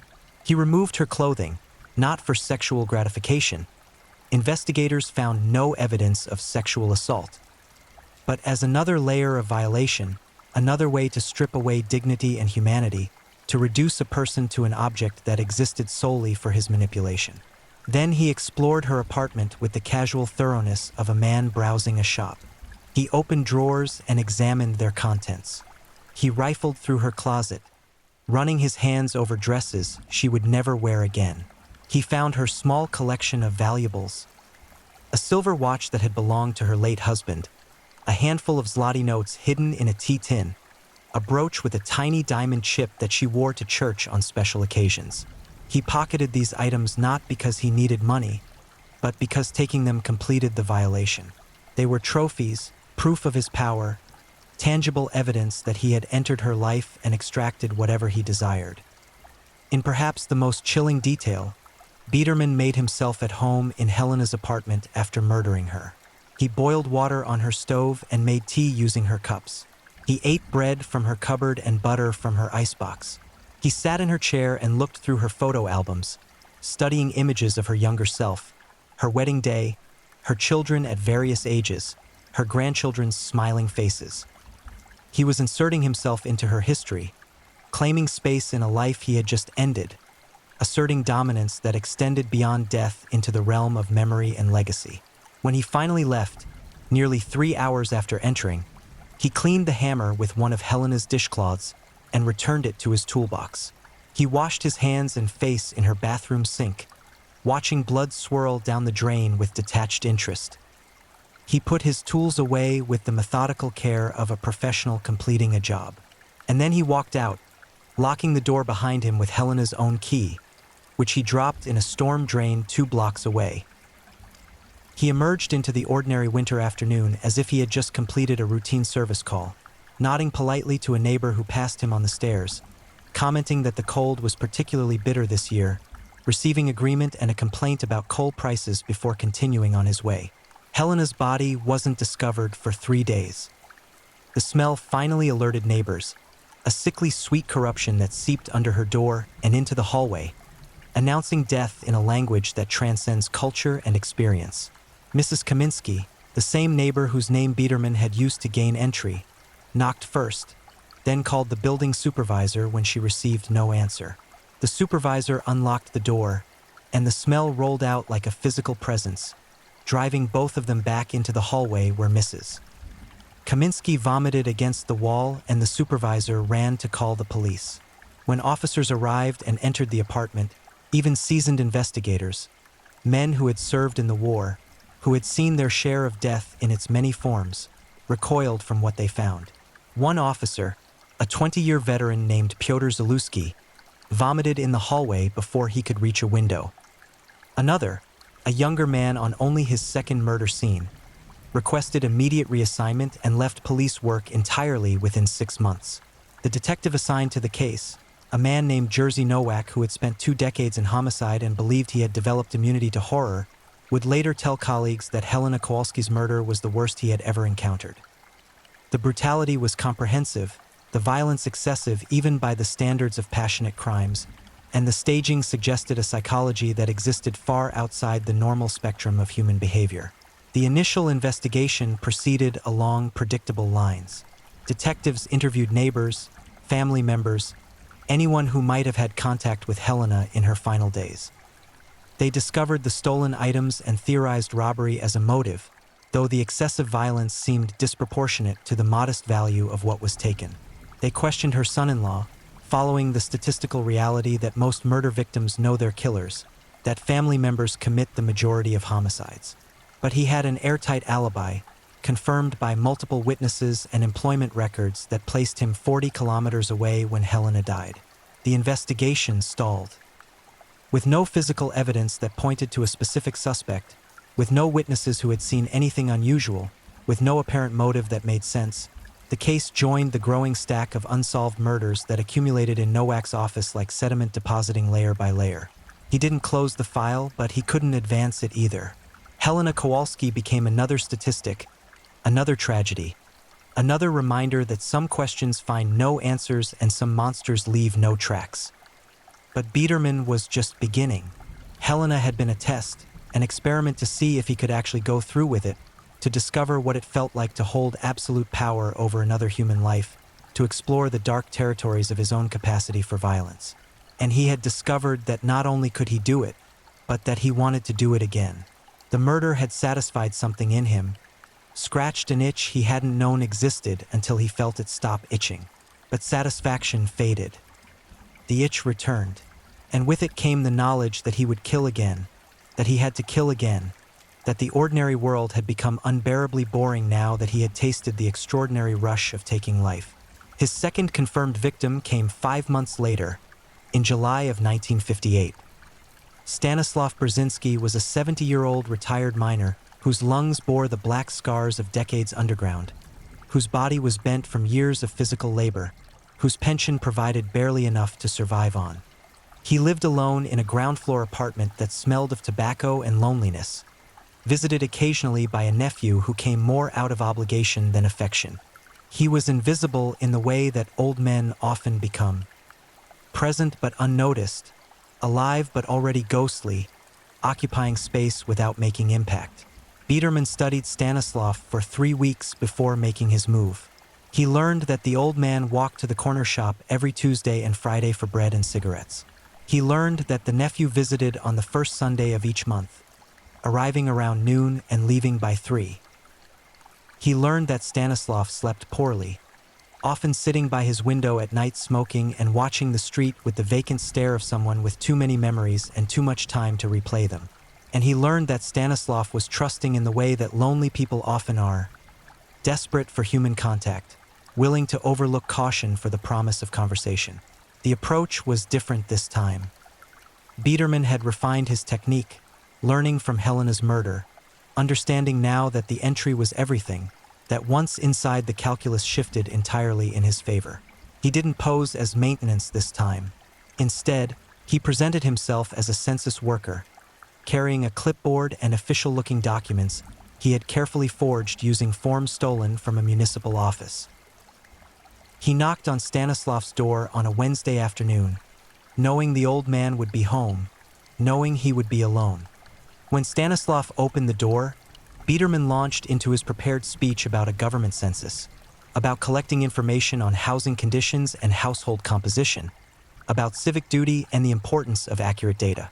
He was polite, professional, boring in exactly the right way, tedious enough to discourage questions but official enough to seem legitimate. Stanislav, who had lived through enough government bureaucracy to recognize its peculiar flavor, invited him in without hesitation. They sat at Stanislav's small kitchen table, and Biederman asked questions from his forged forms, writing down answers with the careful penmanship of a clerk. He asked about the apartment, about Stanislav's work history, about family members and their ages. The old man answered each question, occasionally pausing to cough. Deep, rattling sounds that spoke to lungs slowly drowning in their own scarred tissue. He offered Biederman tea, which the killer accepted this time, understanding that shared beverages created bonds, however artificial, that further lowered defenses. 20 minutes into the interview, when Stanislav rose to refill the teapot, Biederman stood and crossed the space between them in 3 quick steps. He wrapped his arm around the old man's throat from behind, applying pressure with the confident precision of someone who had researched human anatomy, who understood exactly where to press, exactly how hard to squeeze. Stanislav struggled, his miner's hands, still strong despite age, clawing at Biederman's arm, trying to break the hold. But Biederman was younger, stronger, and utterly committed to his purpose. He didn't release pressure when Stanislav went limp. He had read enough to know that unconsciousness could be temporary, that premature release could result in a victim reviving, fighting back, creating complications. So he held on, counting slowly to 100 in his head, feeling the old man's pulse flutter and fade against his forearm, maintaining pressure until he was absolutely certain that oxygen deprivation had progressed beyond the point of recovery. When he finally released his grip, Stanislav collapsed to the floor like a puppet with cut strings. But Biederman wasn't finished. Death by strangulation was efficient, but it lacked the satisfaction he had discovered with Helena. It was too quick, too clean, too much like simple termination and not enough like the comprehensive domination he craved. So he retrieved the hammer from his bag. The same hammer, cleaned but still carrying the microscopic traces of Helena's blood in crevices too small for his washing to reach. What followed was violence for its own sake, brutality inflicted on a body that no longer felt pain, that could no longer plead or resist. Biederman struck Stanislav's skull repeatedly, even though the old man was already dead, even though the blows served no practical purpose.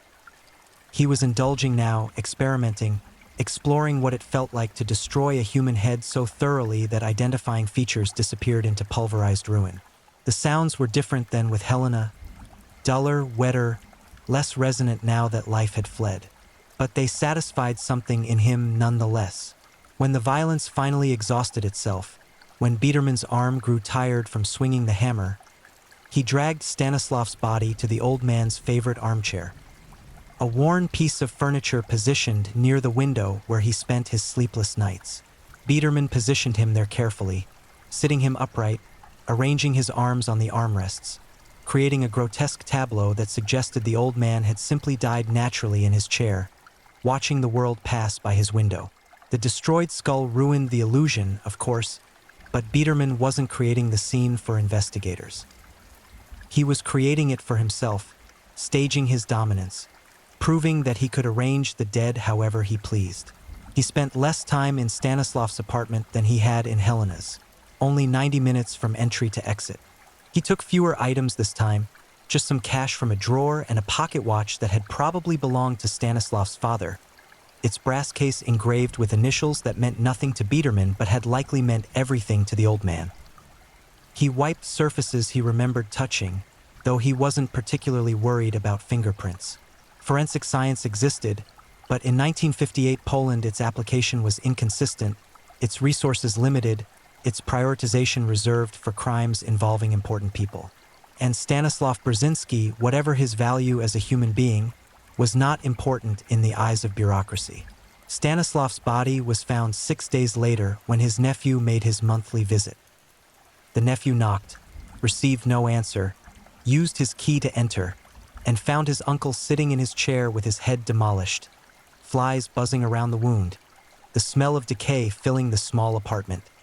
He ran outside and vomited in the street before managing to find enough composure to summon police. The investigation followed the same frustrating pattern as Helena's murder. Detectives canvassed neighbors, but no one had seen anything suspicious. They inventoried Stanislav's belongings and noted the missing cash and watch, theorizing robbery despite the excessive violence. They questioned the nephew, whose alibi was easily verified. They filed their reports and added the case to the growing stack of unsolved murders, unaware that they were looking at the work of the same killer, unaware that a pattern was forming if only someone would step back far enough to see it. But someone was beginning to notice. Detective Jerzy Nowak, the same investigator assigned to Helena Kowalski's murder, was building a file of similar cases: elderly victims, excessive violence, theft of small valuables, victims found days after death. He didn't yet have enough to declare a pattern officially, didn't want to cause panic or invite bureaucratic interference, but his instincts told him that these murders were connected. He kept his theory quiet, working the cases alongside his regular duties, waiting for the evidence that would transform suspicion into certainty. That evidence would come, but not before Biederman killed again. And again, and again. Maria Dabrowska had lived 73 years, surviving war and occupation, burying her husband, raising 4 children on seamstress wages that barely covered rent and bread. Her hands, twisted now with arthritis that made simple tasks agonizing, had once moved with the fluid grace of an artist, creating wedding dresses and baptism gowns that families treasured for generations. Now those same hands struggled to button her own coat, to hold a teacup without trembling, to thread the needles that had once been extensions of her very thoughts. She had been forced into early retirement when her fingers could no longer maintain the precision her work demanded, when the pain became too constant to ignore. She lived alone in a second-floor apartment on Wyasena Street, surviving on a modest pension and the occasional financial help from her children, who visited when their own busy lives permitted. It was October of 1958 when Odo Biederman first noticed her. He was expanding his hunting ground now, moving beyond the immediate vicinity of Stragila, understanding that patterns could be dangerous, that spreading his activities across a wider geographic area would make connections harder to draw.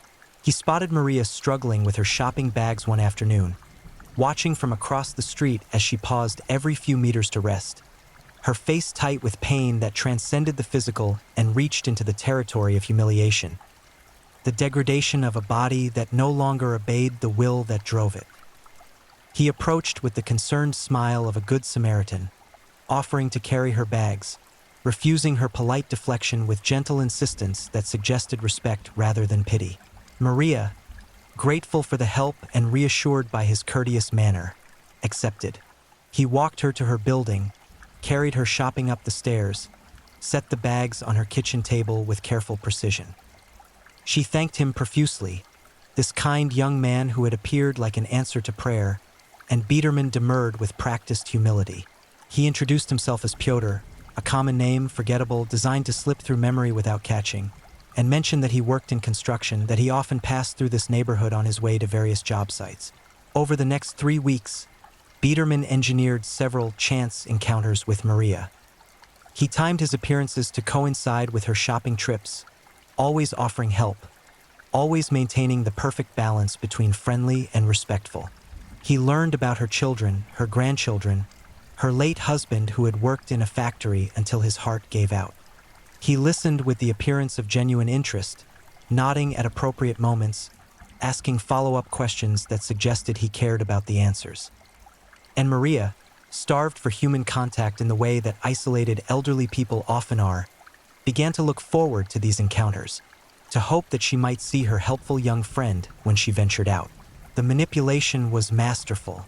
Biederman was building trust with the patience of a gardener cultivating a delicate plant, understanding that the harvest would be worth the investment. He mentioned casually that he knew something about window repairs, that he had noticed her apartment had a broken latch that could be a security risk, that he would be happy to fix it for her at no charge, just a favor between friends, just the decent thing to do. Maria hesitated, not from suspicion but from pride, not wanting to impose on someone who had already been so kind. But Biederman insisted with exactly the right amount of concern, mentioning that winter was coming, that a broken latch could let in cold air, that it really would only take a few minutes. She agreed. She gave him a date and time. She sealed her fate with gratitude and trust. He arrived at her apartment on a Tuesday morning in early November, carrying a small bag of tools, wearing the work clothes that had become his uniform of deception. Maria welcomed him warmly, offering coffee which he accepted, engaging in pleasant conversation about the weather and neighborhood news while she busied herself in the kitchen. And then, with the casual precision of a man who had done this before, who had refined his technique through practice, he moved. The attack was sudden and overwhelming. One moment Biederman was examining the window latch, and the next he had crossed the room and wrapped his hands around Maria's throat from behind. She tried to scream, but pressure on her windpipe transformed sound into a strangled wheeze. She tried to fight, but her arthritic hands were useless against his strength, her aged body no match for his violent purpose. He bore her to the floor, maintaining pressure, feeling her struggles weaken and fade, watching life drain from her eyes with the clinical detachment of someone observing an interesting experiment. But strangulation alone didn't satisfy anymore. Biederman had discovered that he needed more, that simple killing had become insufficient, that the monster inside him demanded escalation. When Maria finally went limp, when her pulse stuttered and stopped, he released her throat and retrieved something from his tool bag. Her own sewing shears, a professional-grade pair with 7-inch blades that she had owned for 40 years, that had created beauty and now would create horror. What Biederman did to Maria Dabrowska with those shears defied comprehension. He stabbed her repeatedly, methodically working across her torso, her arms, her legs, her face. He was exploring now, testing the resistance of different body parts, discovering how much force was required to penetrate bone versus muscle versus organs. The coroner would later count 93 separate stab wounds. 93 times Biederman plunged those blades into flesh that had survived 7 decades of life only to be destroyed in less than an hour. The apartment became a slaughterhouse. Blood sprayed across walls in arterial arcs when the shears found major vessels. It pooled on the floor, soaking into the worn carpet, creating a sticky crimson lake that Biederman walked through without concern. It covered his hands, his arms, his clothes, and still he continued, lost in a frenzy that transcended rational thought and entered the realm of pure, primitive violence. When the blood frenzy finally exhausted itself, when Biederman's arm grew too tired to continue stabbing, he stood in that ruined apartment and surveyed his work with something approaching satisfaction. Maria's body was barely recognizable as human, transformed into a collection of wounds held together by increasingly tattered tissue. Her face had been obliterated, destroyed so thoroughly that identification would require dental records. Her hands, those arthritic hands that had created so much beauty, had been stabbed dozens of times, as if Biederman was punishing them for their former skill. He spent 90 minutes cleaning himself as best he could, using Maria's bathroom, her towels, her soap. He changed into spare clothes he had brought specifically for this purpose, packing his blood-soaked garments into a bag he would later burn. He moved through the apartment with deliberate calm, taking small valuables, some jewelry, a little cash, a decorative tin that contained her late husband's military medals. The theft was almost an afterthought, a habit now rather than a motive, but it served to muddy investigative waters, to suggest robbery when the truth was so much darker. Before leaving, he arranged Maria's body in her favorite chair near the window, positioning her as if she had simply fallen asleep, though the wounds made such staging grotesquely absurd. He was playing now, creating scenes that existed purely for his own amusement, asserting dominance that extended beyond death into the realm of mockery. Maria's body was discovered 4 days later when her daughter Anna came for their weekly visit. Anna used her key to enter, calling out cheerfully as she always did, stopping mid-sentence when she saw the blood, when she saw what remained of her mother positioned in that chair like some nightmarish parody of peaceful rest. The scream that tore from Anna's throat brought neighbors running, brought police, brought an end to the terrible isolation in which Maria had died, but could not end the trauma that her death inflicted on everyone who loved her. The crime scene was so horrific that several officers had to step outside for air. The amount of blood, the number of wounds, the sheer sustained violence required to inflict such damage. It all spoke to a killer who was escalating, who was losing whatever minimal control might have governed earlier murders, who was spiraling into darker territories with each successive kill. Detective Nowak stood in that apartment for a long time, studying the scene, feeling pieces click together in his mind like a puzzle finally revealing its image. The elderly victim, the excessive violence, the theft of small items. The body positioned carefully, staged for some audience only the killer could see. He had seen this before, twice before. Helena Kowalski, Stanislav Brzezinski, and now Maria Dabrowska. 3 murders, separated by months, spread across different parts of the district, but connected by methodology, by victim selection, by the unmistakable signature of the same diseased mind. He requested all files on murders of elderly victims within a 50-kilometer radius going back 2 years. When those files arrived, Nowak spread them across his desk and began the painstaking process of comparison.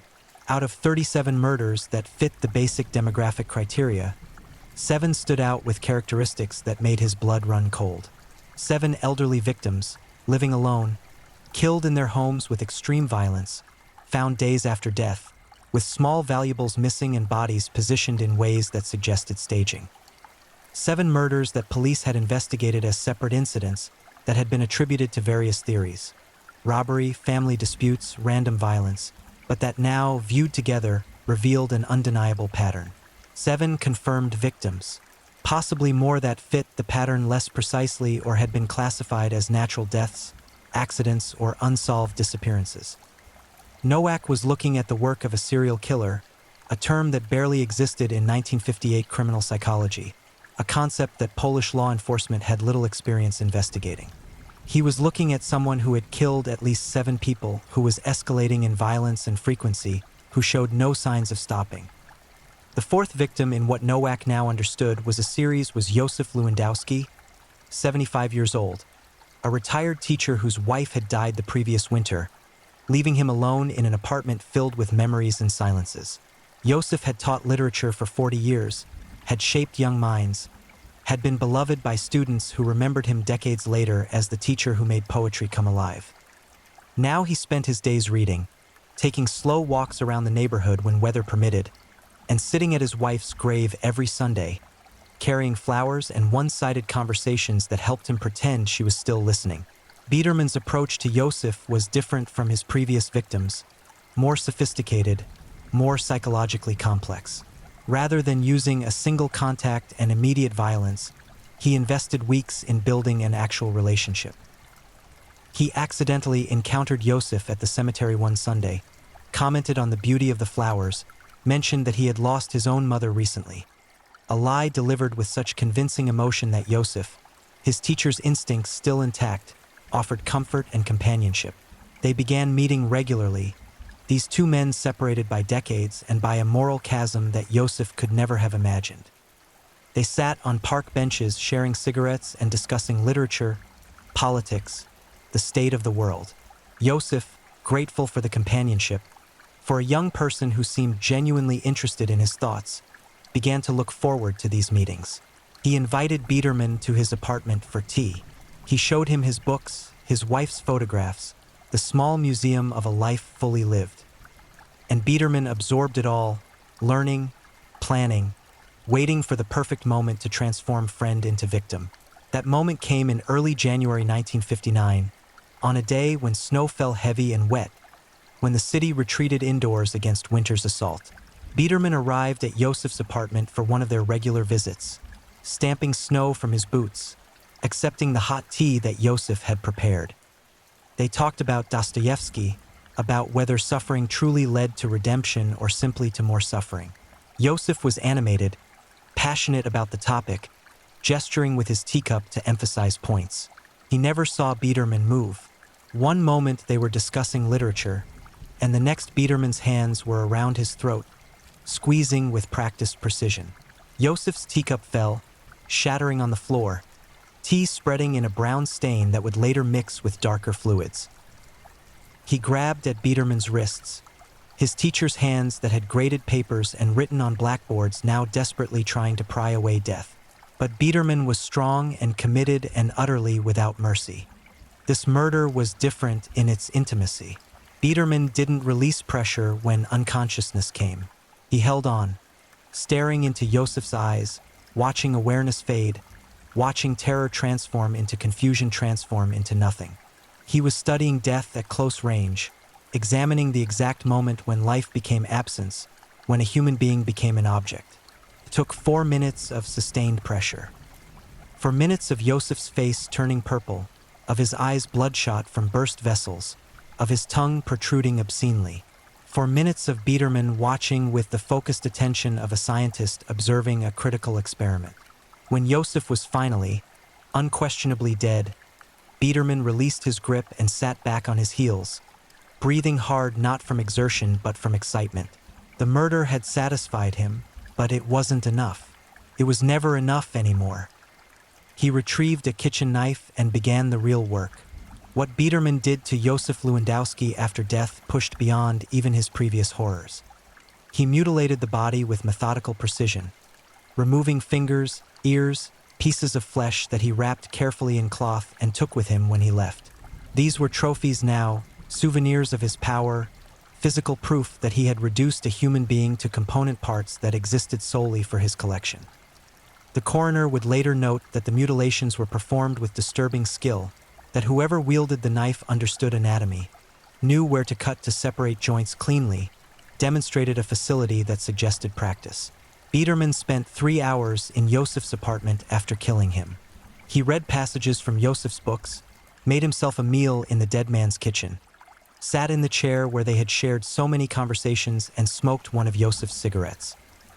He was savoring the aftermath now, extending the experience, luxuriating in the absolute control he had exercised over another human life. Before leaving, he positioned Yosef's body on the floor near his bookshelf, arranging him as if he had suffered a heart attack while reaching for a book. The missing body parts made the staging absurd, but Biederman didn't care. He was playing, experimenting, seeing how far he could push the violation. Yosef's body was discovered 5 days later when a former student, now in her 40s, came to visit as she did monthly. She found her beloved teacher reduced to a mutilated corpse, found the man who had taught her to love poetry transformed into evidence of humanity's darkest capabilities. She would require psychiatric care for months afterward, would never fully recover from the trauma of that discovery. Detective Nowak knew immediately, even before the crime scene analysis was complete, that this was the same killer. The victim profile matched, the excessive violence matched, the staging matched, but this murder revealed something new: the removal of body parts, the escalation from violence to mutilation to trophy taking. The killer was evolving, growing bolder, becoming more elaborate in his rituals. And that meant he would kill again soon, because serial killers who escalate are serial killers who accelerate. Nowak called a meeting with his superiors, presenting the evidence that connected 8 murders across a 2-year period. He argued for the creation of a special task force, for resources to be allocated, for public warnings to be issued. But the bureaucracy moved slowly, reluctant to cause panic, concerned about political implications, worried about allocating resources to crimes against victims who, however tragic their deaths, were not politically or economically important. While Nowak fought bureaucratic battles, Biederman continued hunting. Victim 5 was Elżbieta Kaminska, 70 years old, a widow who volunteered at her church, who baked bread for parish fundraisers, who embodied every stereotype of benevolent elderly woman. Biederman posed as a church volunteer coordinator, gaining entry by discussing upcoming events, establishing false common ground. He strangled her with a lamp cord, then spent an hour carving symbols into her flesh with a screwdriver, geometric patterns that meant nothing, that existed purely as his artistic expression in the medium of human suffering. He took her wedding ring and a small silver cross she wore always, adding them to his growing collection of trophies. Victim 6 was Karol Nowak, 73, a retired postal worker whose routine was so predictable that Biederman barely needed to surveil him. He gained entry by claiming to deliver a package, then beat Karol to death with a pipe wrench, methodically breaking bones, destroying joints, reducing a human skeleton to a bag of fragments barely held together by tissue. He arranged the body in the bathtub, filling it with water as if Karol had drowned, though the massive trauma made such staging obviously false.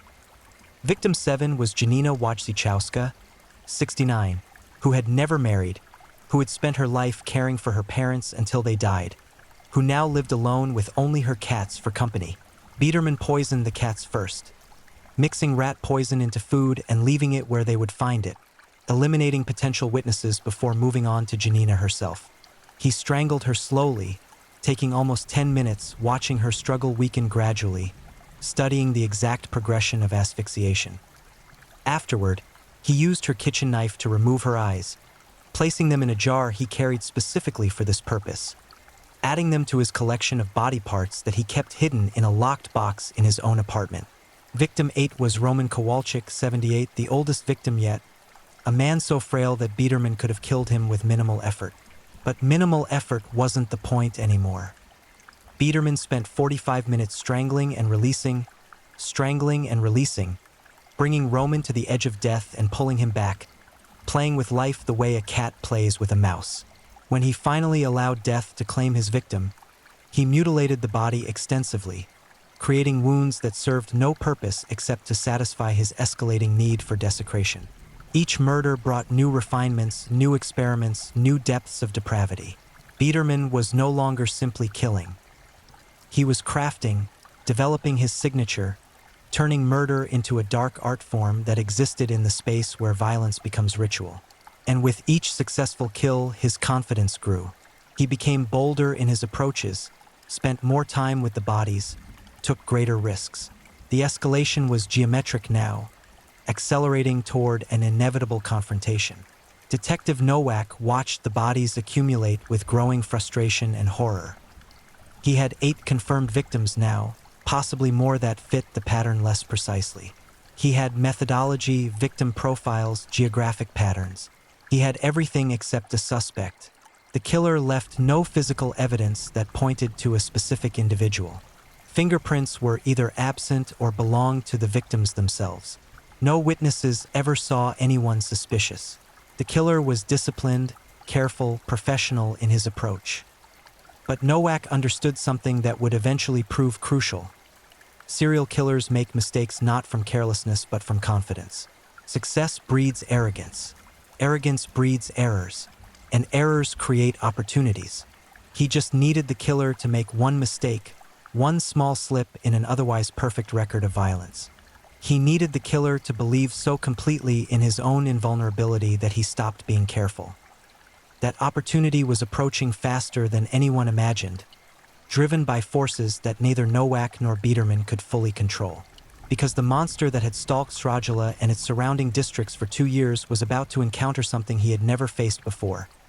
A victim who fought back at exactly the right moment, whose survival would tear open his carefully constructed world and expose him to the light he had avoided for so long. Anna Wojcik was 71 years old, but age had not diminished the steel in her spine or the sharpness in her eyes. She had survived the German occupation, had hidden Jewish neighbors in her basement at risk of her own life, had buried her husband and raised 3 children through poverty that would have crushed weaker souls. Her hands, though marked by arthritis and age, could still knead dough for the pierogi that had become legendary throughout Srajala. Her mind, though housing 7 decades of memories, remained sharp enough to solve the crossword puzzles she completed every morning over coffee. She was, in the language of her generation, a woman of substance, someone who had earned respect through survival and maintained dignity through hardship. She lived alone now in a 3rd-floor apartment on Quietoa Street, her children grown and scattered to their own lives, visiting when work and family obligations permitted. Her daughter Katarzyna, the youngest, came every Tuesday without fail, a standing appointment that had become sacred ritual for both women. They would share lunch, usually something Anna had prepared, and catch up on neighborhood gossip, family news, the small details that comprised their shared lives. It was a routine as reliable as sunrise, as predictable as seasons, and Katarzyna guarded those Tuesdays jealously against any competing obligations. It was Tuesday, March 14, 1961, when Otto Biederman made the fatal error that would destroy him. He had been watching Anna for 2 weeks, learning her patterns, noting her Tuesday visits from Katarzyna, timing his approach for a Thursday when he knew she would be alone. But Biederman's surveillance, usually meticulous, had missed a crucial detail. Katarzyna had changed her schedule that week, swapping her Tuesday visit to Monday to accommodate a medical appointment, which meant Tuesday was now open, which meant she was coming today instead, which meant Biederman's carefully calculated timeline was about to collide with chaos. He knocked on Anna's door at 10:32 a.m., carrying his usual props: a clipboard, official-looking documents, the costume of legitimacy that had granted him access to so many homes. He told Anna he was conducting a housing survey for the municipal government, that it would take only a few minutes, that her input was valuable for city planning. The story was well rehearsed, delivered with the perfect blend of official tedium and polite respect. Anna, her survival instincts honed by decades of navigating dangerous times, hesitated. Something about this young man triggered an alarm she couldn't quite identify. Not threatening enough to close the door, but not comfortable enough to welcome without thought. She asked to see his credentials. Biederman produced the forged documents with practiced ease, pointing to official-looking stamps and signatures that meant nothing. Anna studied them, her sharp eyes searching for discrepancies her conscious mind might not immediately recognize. The documents looked legitimate. The young man seemed professional. And yet that whisper of unease persisted, that voice of instinct that had saved her more than once. She was about to politely decline when Biederman sweetened his approach, mentioning that several of her neighbors had already participated, dropping the name of Mrs. Szymanski from apartment 2B, a real person, a detail that suggested legitimate knowledge. That detail, that small fragment of verifiable truth, dissolved just enough of Anna's caution that she stepped aside and allowed him entry. It was a decision she would replay in nightmares for years afterward, examining it from every angle, searching for the moment she could have chosen differently, the instant when instinct might have overruled politeness and saved her from what followed. But in that moment, standing in her doorway on an ordinary Tuesday morning, she made the choice that hundreds of others had made before her. She trusted when she should have suspected, welcomed when she should have refused. Biederman entered her apartment with the calm assurance of a man who had done this successfully many times before. He made small talk as he removed his coat, commenting on the weather, asking about her family, playing the role of concerned government worker with award-worthy conviction. Anna offered tea, which he accepted, and as she moved toward her small kitchen to prepare it, Biederman followed, positioning himself between her and the door, cutting off her exit without making the movement obvious. They were in the kitchen now, Anna filling her kettle, Biederman standing near the table, still holding his clipboard, still maintaining the fiction that this was merely an interview. He asked her questions about the apartment, how long she had lived here, whether she had running hot water, whether the heating worked adequately. Anna answered each question while preparing tea, her movements automatic from years of hospitality, her mind still processing that persistent whisper of unease that refused to be silenced. And then, as she turned to place the kettle on the stove, Biederman moved. The transformation was instantaneous, from polite bureaucrat to predator, from human to monster, from constrained to unleashed. He crossed the space between them in 2 quick steps, his hands reaching for her throat, intending to strangle her quickly before she could scream, before she could alert neighbors, before survival instinct could mobilize defense. But Anna Wojcik was not like his previous victims.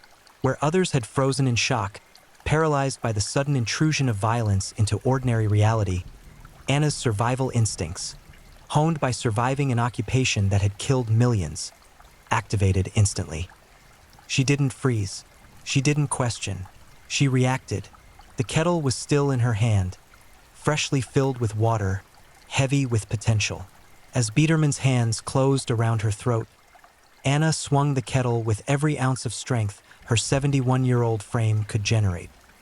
The metal container connected with Biederman's temple with a sound that was part thud, part crack, a collision of metal and bone that drove him sideways, made him stumble, forced him to release his grip to clutch at his head. Water sprayed across the kitchen. Biederman's forehead was already swelling, a knot rising beneath skin that had split on impact.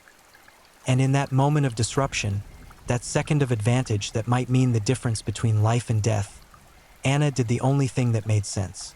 She screamed. It wasn't a scream of fear or pain. It was a scream of fury, of indignation, of pure primal rage that this man had entered her home with lies, had violated her hospitality, had tried to murder her like she was nothing, like her 7 decades of life were meaningless obstacles to his violent purpose. It was a scream that carried every ounce of strength in her lungs, that echoed through the apartment building's corridors, that penetrated walls and doors and reached the ears of neighbors who understood instantly that this was not ordinary noise. This was emergency, crisis, life and death.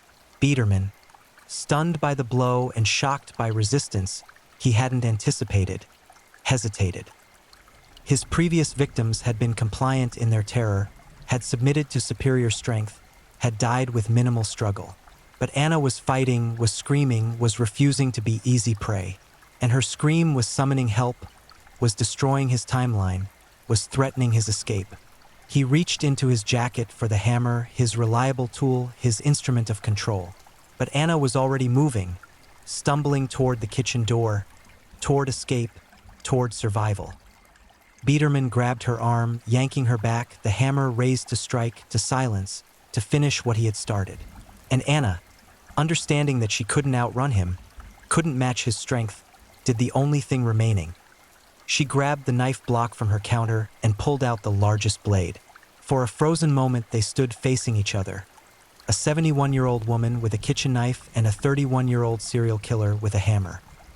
The tableau would have been absurd if it weren't so desperate, so balanced on the knife edge between death and survival. Anna didn't wait for him to move first. She lunged, slashing with the knife in an arc that was more desperation than technique but effective nonetheless. The blade caught Biederman's forearm, opening a gash that immediately welled blood, that made him drop the hammer with a curse of pain and surprise. And then Anna was past him, stumbling into the corridor, still screaming, bleeding from where his fingers had torn her throat, but alive, conscious, fighting. Biederman stood in that kitchen for perhaps 3 seconds, blood dripping from his arm, the sound of Anna's screams echoing through the building, doors opening, voices calling out, his perfect plan disintegrating into chaos. He could pursue her, could try to finish the job, could attempt to silence the witness. Or he could run, could escape before neighbors arrived, could preserve his freedom at the cost of this kill. Survival instinct overruled bloodlust.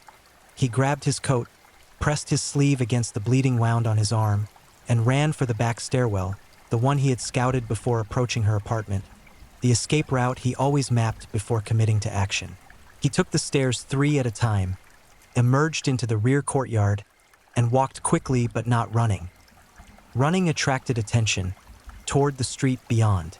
Behind him, Katarzyna Wojcik was arriving for her Tuesday visit, 15 minutes ahead of schedule because her morning errands had finished earlier than expected, carrying a bouquet of spring tulips she had purchased from the market. She climbed the stairs to her mother's apartment and heard the screaming, heard her mother's voice raised in terror and fury, and felt her heart stop before accelerating to speeds that made her dizzy. She ran the remaining stairs, found her mother in the hallway surrounded by neighbors, blood on her throat, her hands shaking, her voice still raised but now forming words. He tried to kill me. He tried to kill me. He was in my apartment. He tried to strangle me. Katarzyna gathered her mother into her arms, feeling the trembling, feeling the rapid heartbeat, understanding without needing details that she had almost lost her mother, that whatever had happened here had come within seconds of tragedy. Someone had called police. Someone was bringing water. Someone was asking questions. But Katarzyna just held on, whispering reassurances, letting her mother's trembling slowly subside. When police arrived 12 minutes later, an eternity to those waiting but actually remarkably fast given the bureaucracy involved, Anna had recovered enough to provide a description. Medium height, dark hair, clean-shaven, a wound on his forehead where she had struck him with the kettle, a bleeding gash on his forearm from the knife, official-looking documents that were certainly forged, and most importantly, distinctive eyes, flat, dark, empty of warmth or empathy. Eyes she would never forget, would see in nightmares for years, would recognize instantly if she ever saw them again. The responding officers took notes, secured the scene, collected the forged documents Biederman had dropped in his escape. They were professional, thorough, following protocol exactly. But it was when Detective Jerzy Nowak arrived, summoned by a junior officer who recognized the similarity to other cases, that the investigation transformed from routine assault to the beginning of the end for Odo Biederman. Nowak listened to Anna's description and felt electricity run through his body. The methodology matched his serial cases perfectly: elderly victim, home invasion under false pretenses, attempted strangulation, excessive violence. But this time there was something new, a witness, a survivor, someone who had looked into the killer's face and lived to describe it. He requested immediate distribution of the suspect description to every police station within 100 kilometers. He ordered officers to canvass hospitals and clinics, searching for a man with recent head trauma and an arm wound. He reached out to informants, asking them to listen for anyone seeking medical help off the books. And he returned to Anna's apartment to examine the crime scene with fresh eyes, looking for evidence that might identify the man who had operated invisibly for years, but was now bleeding, wounded, and increasingly desperate. The hammer Biederman had dropped proved crucial. It was well used, its head bearing microscopic traces of previous violence, traces that forensic analysis would eventually link to several murder scenes. But more immediately useful were the fingerprints. Biederman had worn gloves on previous kills, but this time Anna's resistance had disrupted his routine. In dropping the hammer to clutch his wounded arm, in running without stopping to wipe surfaces, he had left behind what investigators had searched for throughout 2 years of murders: physical evidence that could identify him. The fingerprints were run through police records, a painstaking process in 1961 Poland that required manual comparison against physical files. But Biederman had a record, minor offenses from years earlier, nothing that had suggested the monster he would become, but enough to have his prints on file. Within 24 hours, investigators had a name. Within 36 hours, they had an address. But Biederman was gone. He had returned to his apartment only long enough to grab essential items: money, extra clothes, his box of trophies that he couldn't bear to leave behind. The box alone, when investigators eventually found it, would prove his guilt beyond any possible doubt. It contained jewelry from victims, fragments of bone, teeth, dried tissue preserved with the care of a collector maintaining precious artifacts. It was a museum of horrors, proof that the murders Nowak had connected were indeed the work of one man, that the depravity investigators had documented across multiple scenes had emanated from a single diseased mind.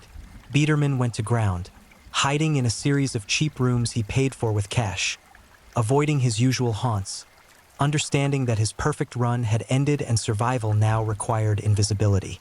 But he had made critical errors born from 2 years of success. He believed he was smarter than police.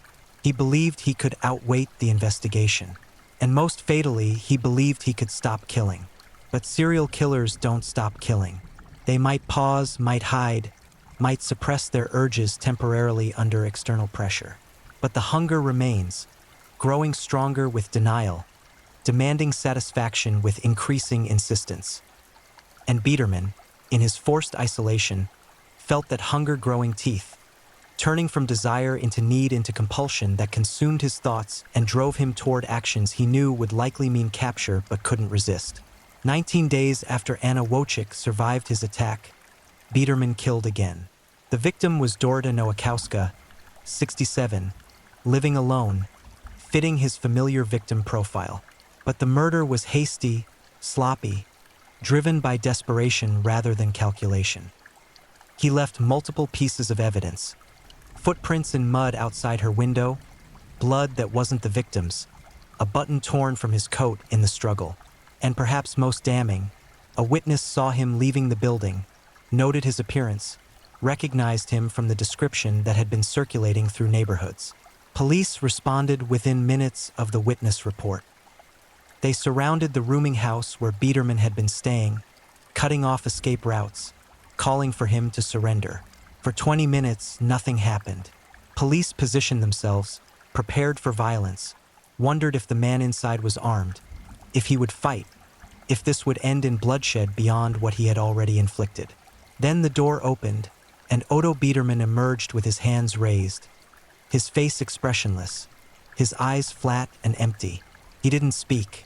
He didn't resist. He simply allowed himself to be handcuffed, searched, and led to a police vehicle while neighbors watched from windows and doorways, whispering to each other, wondering how this ordinary-looking man could possibly be the monster police claimed him to be. At the station, Biederman initially said nothing, invoking his right to silence, sitting in the interrogation room with that same flat expression, that same absence of emotion. But when investigators presented evidence, the fingerprints, the witness descriptions, the box of trophies they had found in his abandoned apartment, something shifted. Not remorse, not shame, but perhaps a kind of relief that the performance was over, that he could stop pretending to be human, could finally reveal the monster he had always been. Over the next 3 days, Biederman confessed to 14 murders. 14 elderly victims whose lives he had ended, whose bodies he had violated, whose humanity he had erased in service of his own dark appetites. He provided details only the killer could know, The positions in which he had left bodies, the items he had stolen, the specific methods of killing that varied slightly from victim to victim. He showed investigators where he had hidden evidence. He drew maps to burial sites for victims whose bodies had never been found, whose disappearances had been classified as missing persons rather than murders. He confessed without emotion, describing murders the way a mechanic might describe repair procedures, technically, precisely, without any acknowledgement of the humanity involved. When asked why he had killed, he offered no explanation beyond saying that it needed to be done, that the urge had been impossible to resist, that he felt nothing for his victims beyond mild curiosity about how they would react, how long they would survive, what it felt like to completely dominate another human being. Psychologists examined him, searching for the source of his pathology, finding only a profound absence where empathy should have resided. He showed no signs of psychosis, no delusions, no break from reality. He understood fully that what he had done was wrong by society's standards. He simply didn't care.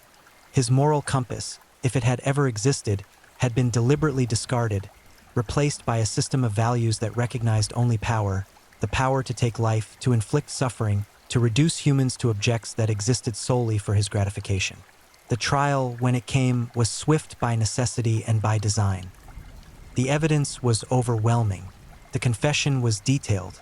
The verdict was never in doubt. Otto Biedermann was convicted of 14 counts of murder, with additional charges of attempted murder, assault, robbery, and various lesser offenses that barely registered beside the enormity of his primary crimes. The courtroom was packed daily with people who wanted to see the monster in person, who needed to understand how someone who looked so ordinary could commit such extraordinary evil. And Biedermann gave them nothing, no dramatic outbursts, no tearful apologies, no theatrical displays. He sat quietly, listened to testimony, offered no defense beyond what his court-appointed lawyers were required to provide. When victims' families testified about their pain, he watched with detached interest, as if observing a play that had no connection to his own actions. When the judge asked if he had anything to say before sentencing, Biedermann stood and spoke the only words he volunteered throughout the entire trial. "I did what I had to do. That was it. No explanation, no justification, just a simple statement of perceived necessity that suggested a worldview so alien, so fundamentally broken, that communication across that gap might be impossible." The judge sentenced him to death, the maximum penalty available under Polish law, reserved for the most heinous offenses, rarely imposed even in murder cases. But Biedermann's crimes transcended ordinary murder. They represented sustained, calculated predation on the most vulnerable members of society. They demonstrated escalating cruelty that suggested no possibility of rehabilitation. They showed a man who was not insane in legal terms, but who had deliberately constructed himself into something monstrous, who had chosen evil with full knowledge of what he was becoming. The execution of Otto Biedermann occurred on June 23, 1962, in Montelupich prison in Krakow, carried out by firing squad according to the customs of Polish law. He was 32 years old, having lived less than half the lifespan of most of his victims, having compressed a lifetime's worth of evil into less than 3 years of active killing. Records indicate that he showed no emotion in his final hours, refused religious counsel, declined the traditional final meal, and offered no last words beyond repeating his statement from the trial, "I did what I had to do." His death brought official closure to one of Poland's most horrific criminal cases, but closure is a bureaucratic concept that has little relationship to the reality experienced by those affected by his crimes. Anna Wojcik, the woman whose resistance and survival had led to his capture, lived another 17 years but never fully recovered from her brush with death. She moved from her apartment on Kwiatowa Street, unable to return to the space where violence had intruded so completely. She attended therapy, a rarity in 1960s Poland, struggling with nightmares that replayed variations of that morning, scenarios where she moved too slowly, where the kettle missed, where Biedermann's hands closed around her throat and never released. Katarzyna, her daughter, spent years wrestling with guilt born from arbitrary timing. If she had arrived 5 minutes later, her mother would have been dead. If she had kept their original Tuesday schedule, Biedermann would have struck on Thursday and almost certainly succeeded. The randomness of survival haunted her, the knowledge that chance rather than choice had determined her mother's fate. She became protective to the point of smothering, calling daily, visiting 3 times weekly, living in constant low-level anxiety that something terrible would happen if she wasn't vigilant. The families of Biedermann's victims experienced their own versions of trauma that extended far beyond simple grief. They had lost loved ones to violence so extreme it challenged their ability to process, to comprehend, to integrate into their understanding of how the world worked. Many struggled with anger that had no satisfying target. Biedermann was caught, tried, and executed. But these resolutions felt inadequate measured against the enormity of what had been taken from them. Revenge is supposed to satisfy, but the families of serial murder victims often discover that nothing truly satisfies, that the hole left by violent death cannot be filled by justice or punishment or time. Some families fractured entirely under the strain. Marriages ended. Siblings stopped speaking. Parents blamed themselves for not visiting more often, for not recognizing danger, for failing to protect people who were adults, who lived independently, who weren't their responsibility to guard, but whom they felt they should have saved nonetheless. Guilt is irrational but persistent, especially when attached to violent death, especially when the randomness of victimization suggests that different choices might have produced different outcomes. The community of Srajala and the surrounding districts struggled with their own collective trauma. Trust, that invisible currency that makes society function, had been violated. Neighbors wondered who else might be hiding monstrous impulses behind ordinary facades. Elderly residents became isolated, afraid to answer doors, suspicious of offers of help, understanding too late that the kindness Biedermann had performed wasn't kindness at all but rather reconnaissance, grooming, manipulation in service of murder. The social fabric that held communities together, already strained by post-war poverty and political upheaval, developed new tiers that took years to mend. There were broader impacts as well. Biedermann's case forced Polish law enforcement to confront the concept of serial murder in ways they hadn't previously engaged. The term itself was barely in use. FBI profiler Robert Ressler wouldn't coin the modern definition of serial killer until the 1970s. But the reality of offenders who killed repeatedly, methodically, following patterns was undeniable.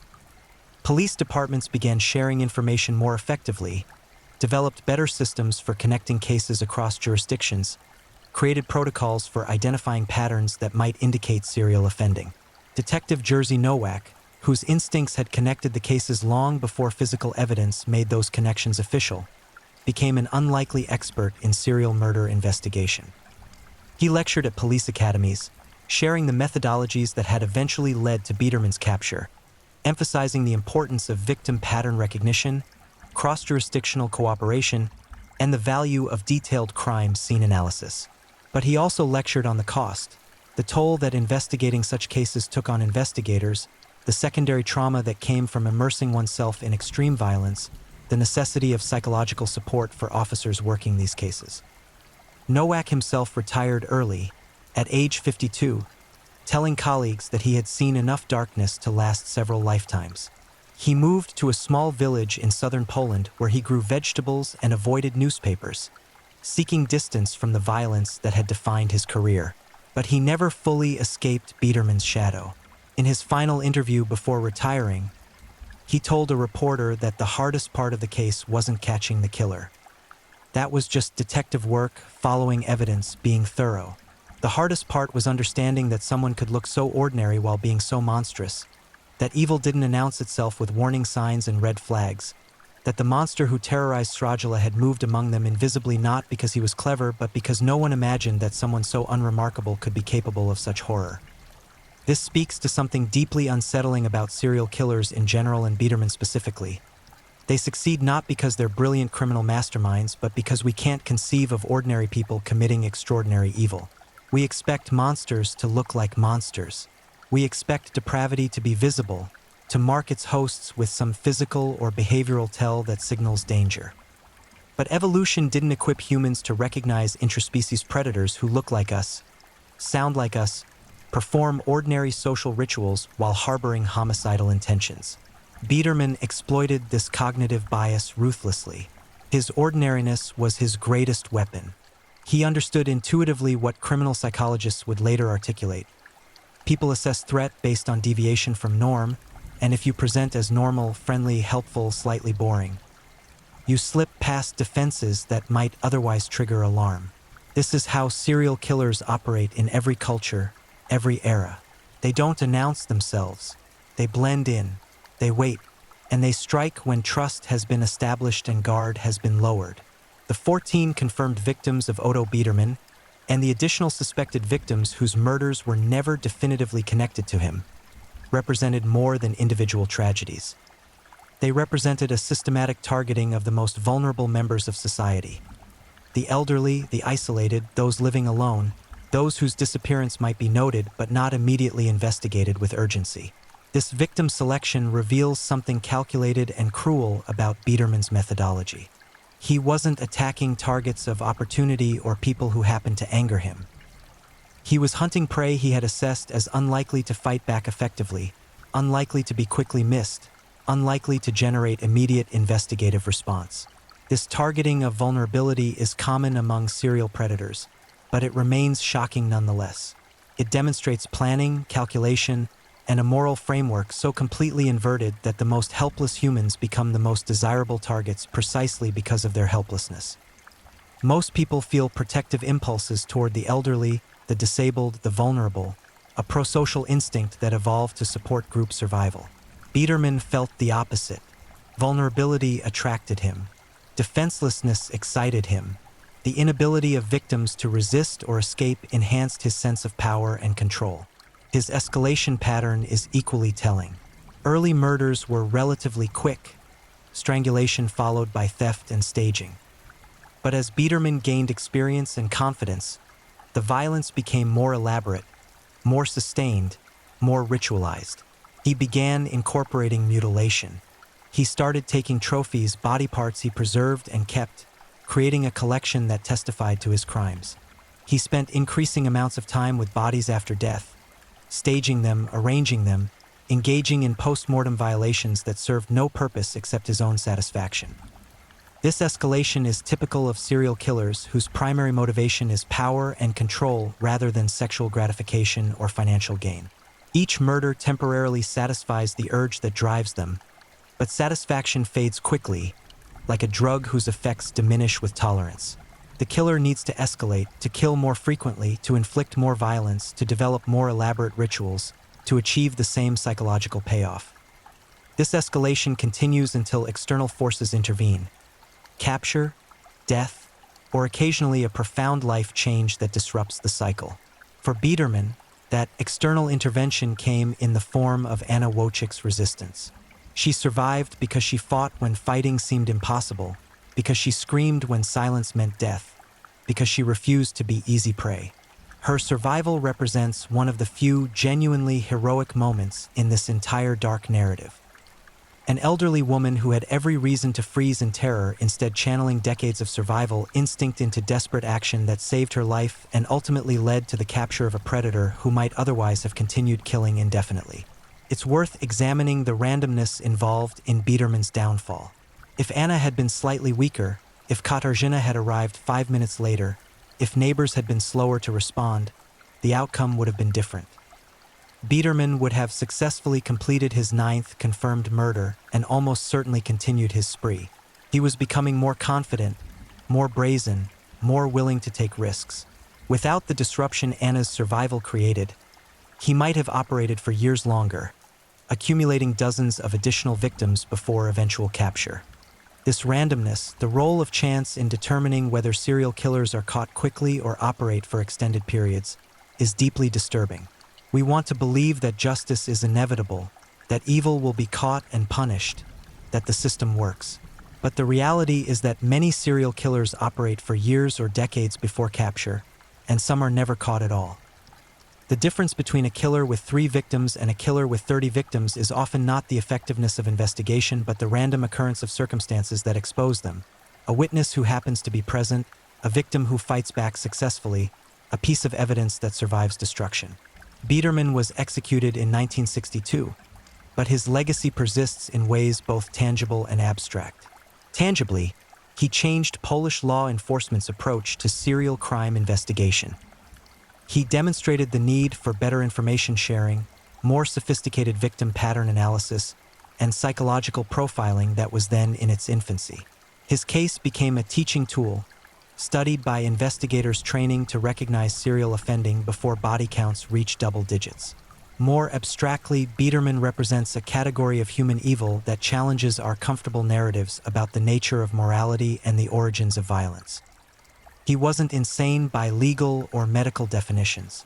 He wasn't abused as a child or traumatized by war. He came from unremarkable circumstances and made deliberate choices to become monstrous. This undermines explanations that seek to attribute evil to external causes, poverty, abuse, mental illness, social factors. Sometimes people choose darkness for reasons that may be rooted in brain chemistry or developmental psychology but manifest as pure, inexplicable evil. The families of Biederman's victims carry their grief still, passed down through generations who never knew the murdered, but who grew up in families shaped by loss. Grandchildren who never met their grandparents because a man decided, for his own satisfaction, to end their lives. Family trees with branches cut off abruptly, stories never told, wisdom never shared, love never expressed. Serial murder doesn't just kill individuals. It kills futures, possibilities, the accumulated potential of lives that should have continued. In Stragila today, there is no memorial to Biederman's victims, no plaques marking the sites of his crimes, no public acknowledgement that these horrors occurred. This absence is deliberate. Communities often prefer to forget rather than commemorate tragedy, to move forward rather than dwell on darkness. But the absence means that the names of his victims are fading from memory, known primarily to their descendants and to crime historians who study cases like Biederman's. Those victims deserve remembrance. Helena Kowalski, who fed stray cats and never missed church. Stanislav Brzezinski, the miner who survived decades underground only to be murdered in his own home. Maria Dabrowska, the seamstress whose arthritic hands had created beauty for generations. Josef Lewandowski, the teacher who made literature come alive for his students. And the others, Elzbieta, Carol, Janina, Roman, Dorota, each a complete human being with decades of memories, relationships, dreams, reduced to entries in criminal files, to cautionary examples in forensic textbooks. They were not perfect people, no one is. They were simply ordinary humans living ordinary lives, making ordinary mistakes, experiencing ordinary joys. They deserved to die naturally, surrounded by loved ones, after full lives that reached their natural conclusions. Instead, they encountered Odo Biederman on the worst possible day of their existence, and their ordinariness made them targets rather than protecting them. The final question that haunts any examination of Biederman's crimes is the simplest and the most unanswerable. Why? Why did he kill? What psychological or neurological factors transformed an unremarkable person into a serial murderer? Modern neuroscience has identified differences in brain structure and function among violent offenders, particularly in regions governing empathy and impulse control. Genetic research has identified variations that correlate with increased aggression and reduced empathy. But these factors are neither necessary nor sufficient to produce serial killers. Most people with similar brain differences and genetic profiles never hurt anyone. Perhaps the honest answer is that we don't fully understand. We can describe what Biederman did with horrible precision. We can document his methodology, his victim selection, his escalation pattern. We can note his lack of remorse, his flat affect, his profound absence of empathy. But the leap from description to explanation remains incomplete. Why this man became a monster while others with similar backgrounds remained ordinary is a question that criminal psychology continues to grapple with, that may not have a satisfying answer. What we can say with certainty is that Odo Biederman made choices. He chose to view other humans as objects. He chose to indulge violent fantasies rather than resist them. He chose, again and again, over a period of years, to prioritize his own gratification over the fundamental right of others to live. These were not impulsive choices made in moments of passion. They were calculated decisions made with full awareness of their consequences, executed with planning and precision. And in making those choices, he joined the ranks of humanity's most predatory members, the the serial killers whose names echo through history as reminders that evil is not an abstract concept but a lived reality that walks among us, often unrecognized until far too late. His name deserves no glorification, no fascination, no transformation into dark celebrity. But his crimes deserve documentation, his victims deserve remembrance, and the lessons from his case deserve study so that future investigations might move more quickly, catch killers more efficiently, save lives that might otherwise be lost. The story of Otto Biedermann is a horror story, yes, but it's a real horror story, one that happened to real people who died real deaths at the hands of a real monster. It's a reminder that the greatest threats we face don't come from fictional demons or imaginary boogeymen, but from humans who choose to abandon humanity, from neighbors who harbor darkness, from ordinary people who commit extraordinary evil. And it's a reminder that when such predators emerge, our best defense is not just investigative excellence, but ordinary courage. The courage of an elderly woman who fought back with a kettle when submission meant death, whose resistance created the one opening that justice needed to finally catch a killer who had operated with impunity for far too long. Anna Wojcik's bravery saved her own life and likely saved others who would have become victims had Biedermann continued hunting.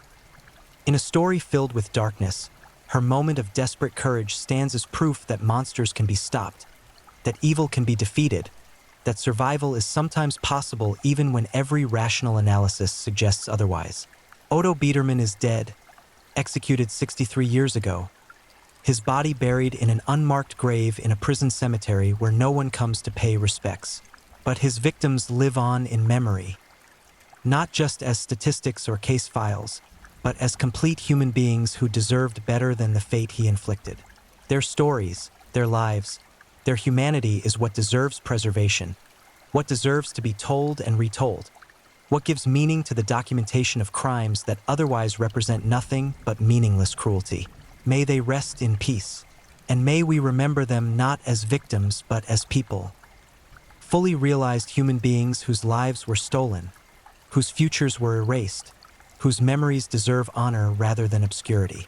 That is perhaps the only justice we can still provide: remembrance, recognition, and the refusal to let their stories fade into the darkness that claimed their lives. If you're enjoying these stories, don't forget to leave a comment.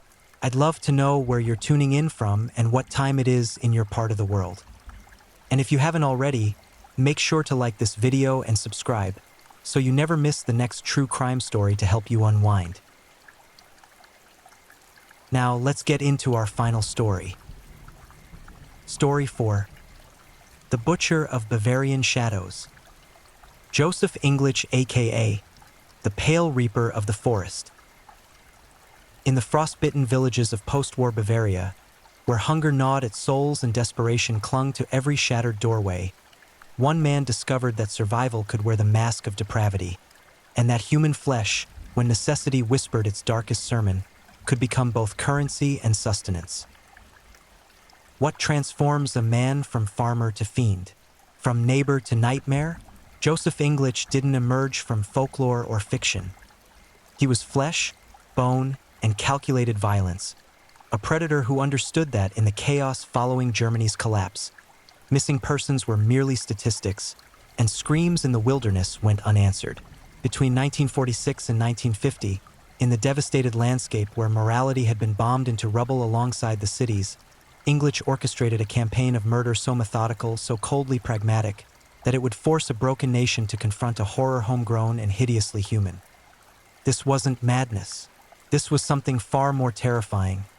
It was deliberate, and before authorities finally cornered the monster hiding in plain sight, the body count would climb, the methods would evolve, and the true depths of one man's capacity for evil would be laid bare in ways that still disturb those who dare examine the evidence. Welcome to the authenticated account of Bavaria's most calculated killer, a man who weaponized post-war desperation and transformed isolated farmland into a graveyard of the forgotten. Germany, 1946. The Reich had crumbled into dust and ash, leaving behind a population that wandered through the wreckage of civilization like ghosts searching for substance. Cities were skeletal remains. Infrastructure had been obliterated. The social contract that bound communities together had been shredded by years of totalitarian control followed by absolute defeat. Into this vacuum of order and hope, millions of displaced persons drifted. Refugees fleeing the Soviet advance, former prisoners of war, concentration camp survivors, ethnic Germans expelled from Eastern territories. They moved through the landscape like human tumbleweeds, rootless and vulnerable, possessing nothing but the ragged clothes on their backs and the faint, desperate hope that somewhere ahead lay safety. Bavaria, traditionally agricultural and relatively less industrialized than other German regions, had absorbed waves of these wandering souls. Rural areas became temporary havens for people with no identification papers, no families to claim them, no addresses to verify. Local authorities, themselves overwhelmed and under-resourced, could barely maintain records of who arrived, who stayed, who moved on. It was a perfect environment for someone with predatory intent. A hunting ground where victims could vanish without leaving ripples in any official record. Joseph English understood this landscape intimately. Born in 1899, he had survived the First World War, witnessed the economic devastation of the Weimar Republic, endured the Nazi regime, and emerged from the Second World War intact but hardened. He was a man of the soil, a farmer whose small holding near the Bavarian town of Hof placed him at the crossroads of refugee routes moving through the shattered countryside. To his neighbors, English appeared unremarkable, a weathered man in his late 40s, taciturn and solitary, but not unusually so in a region where trauma had made everyone retreat into protective shells of silence. What set English apart, however, was the calculation behind his eyes and the monstrous pragmatism that governed his actions. While others saw the refugee crisis as a humanitarian tragedy, English perceived opportunity. The displaced carried whatever valuables they had managed to preserve: jewelry, currency, watches, clothing, and they were isolated, unconnected, anonymous. More significantly, they were desperate enough to trust a stranger offering work, shelter, or a warm meal. In English's cold assessment, these wandering souls represented resources to be exploited and disposed of with minimal risk of discovery.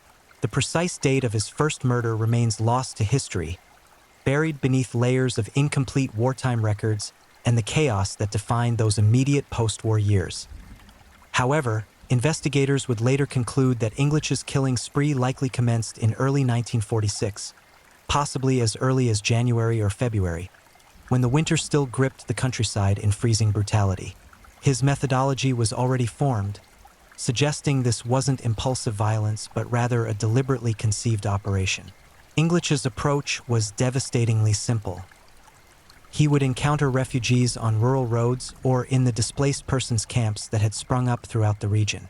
Presenting himself as a farmer in need of labor, he would offer employment, a few days' work in exchange for food, shelter, and modest payment. For people who had been walking for weeks, sleeping in ruins and scrounging for scraps, such an offer was irresistible. They would follow English back to his isolated farmstead, grateful for what seemed like providence in a landscape devoid of mercy. What awaited them was something else entirely. Once the victims reached English's property, distant from any witnesses and surrounded by dense forestland that muffled sound, the farmer would reveal his true nature. The exact sequence of events varied with each murder, but the pattern remained consistent: isolation, execution, and disposal. English was not a man driven by sadistic pleasure or psychological compulsion. He killed with the same detached efficiency that one might slaughter livestock, mechanically, purposefully, without emotional engagement. His weapons were tools of rural life repurposed for homicide. Axes, hammers, knives, implements familiar to any farmer became instruments of death in English's hands. He would strike suddenly, often from behind, allowing victims no opportunity to defend themselves or flee. The violence was brutal but not prolonged. English wasn't interested in suffering for its own sake. He sought efficiency. A crushing blow to the skull with a hammer, a powerful axe strike to the neck, a precise knife thrust to vital organs. These were his methods, chosen for their effectiveness and the speed with which they silenced victims. The bodies presented a practical problem that English solved with the same chilling pragmatism. Bavaria's dense forests and numerous remote areas offered abundant options for concealment. English would transport corpses under cover of darkness, burying them in shallow graves scattered throughout the woodland surrounding his property. The graves were crude, hastily dug pits covered with dirt and forest debris. But in that chaotic period, with no organized searches and no one specifically looking for the victims, these makeshift burial sites remained undiscovered. What made English particularly dangerous was his understanding of his victims' vulnerability. He specifically targeted individuals who were completely alone, those who had been separated from any traveling companions, who had no one waiting for them, who existed in that terrible liminal space between their destroyed past and an uncertain future. When such people vanished, there was no family member to file a missing persons report, no employer to notice their absence, no community demanding investigation. They simply ceased to exist in any official capacity, their names, if anyone had even known their names, fading into the statistical chaos of the post-war displacement crisis. Throughout 1946, English refined his operation. He developed an instinct for identifying the most vulnerable targets. Those who seemed most isolated, most desperate, most likely to be traveling without documents or connections.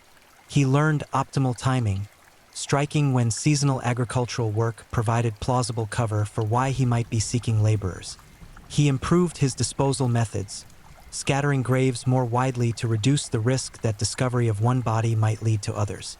The number of victims during this initial period remains uncertain. Post-war records were fragmentary at best, and many of English's victims may have never been registered anywhere, their existence known only to themselves and now lost entirely.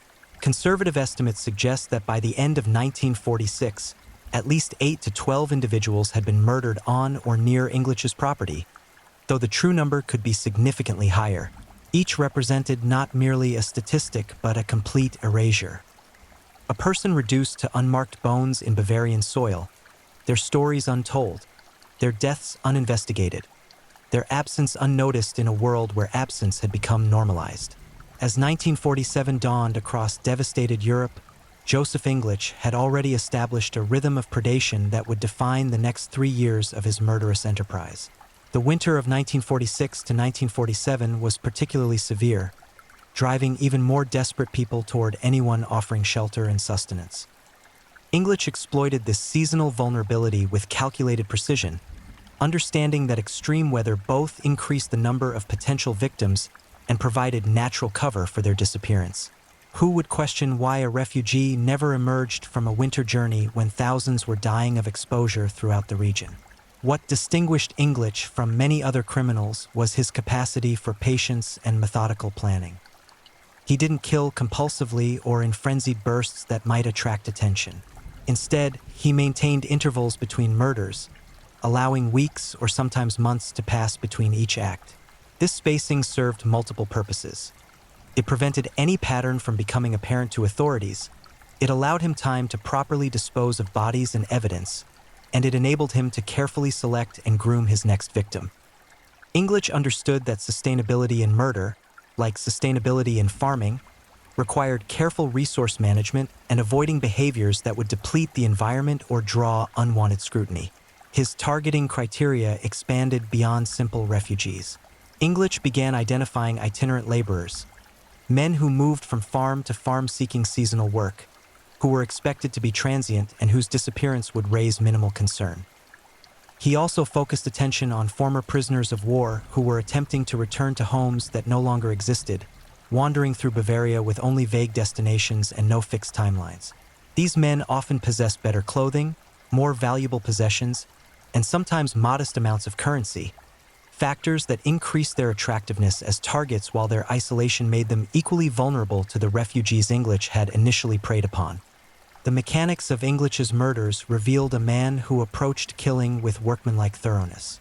Once a victim was isolated on his property, usually in a barn or outbuilding away from the main farmhouse, English would engage them in conversation while positioning himself advantageously. He would offer food or drink, creating a moment of distraction during which the victim's guard would lower. Then, with devastating suddenness, English would strike. His preferred method involved blunt force trauma to the head, a hammer blow delivered with sufficient force to render the victim immediately unconscious or dead. The attack came from behind whenever possible, eliminating any chance for the victim to see it coming or mount resistance. For those victims who didn't die instantly from the initial blow, English demonstrated a chilling willingness to finish the work methodically. He would continue striking until all movement ceased, until he was absolutely certain that no possibility of survival remained. This wasn't cruelty for its own sake, but rather the practical thoroughness of a man eliminating a problem. English showed no more emotional response to these acts than a farmer would show when slaughtering a pig. It was simply necessary work that needed completion. The disposal of bodies became increasingly systematic as English's experience grew. He developed a routine that minimized risk and evidence. Bodies would be stripped of all clothing and valuables immediately after death. The clothing would be cleaned, repaired if necessary, and either incorporated into English's own wardrobe or sold at distant markets where no one would connect used garments to missing persons. Valuables, watches, rings, money were carefully hoarded, creating a growing cache of stolen property that represented not just material gain but also trophies of successful predation. The corpses themselves were wrapped in whatever material was available: burlap, old blankets, canvas, and bound securely. English would then wait for nightfall before transporting the body to its burial location. He utilized a wheelbarrow or small cart, moving through forest paths he knew intimately, navigating by moonlight to sites he had previously identified as suitable. The graves were dug efficiently. English was a strong man accustomed to physical labor, and the bodies were positioned to maximize the use of space. After burial, he would carefully restore the forest floor to its natural appearance, scattering leaves and branches to camouflage any disturbance. Throughout 1947 and into 1948, the body count steadily accumulated. English's confidence grew with each successful murder and undetected burial. He began to take calculated risks, occasionally selecting victims from locations slightly closer to populated areas, testing the boundaries of his operation. The successes reinforced his belief that he had discovered a sustainable criminal enterprise, one that provided both material benefits and a perverse sense of power over life and death. The psychological dimensions of English's crimes are particularly disturbing when examined closely.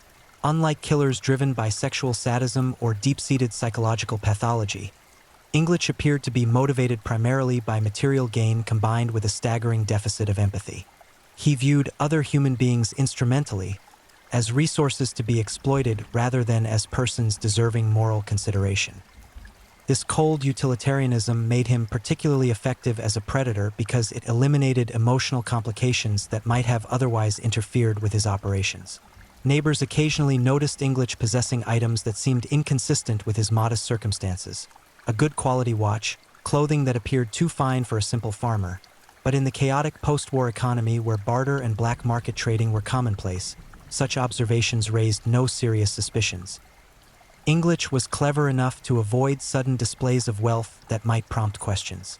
Instead, he doled out his stolen goods gradually, maintaining the appearance of a man managing to get by through hard work and careful trading. By mid-1948, investigators would later estimate English had murdered at least 15 to 20 individuals, though the exact number remained uncertain. Each represented a complete erasure of identity. People who had survived the war's horrors only to encounter a more personal, intimate evil in the Bavarian countryside. They had names, histories, hopes that died with them in English's brutal hands.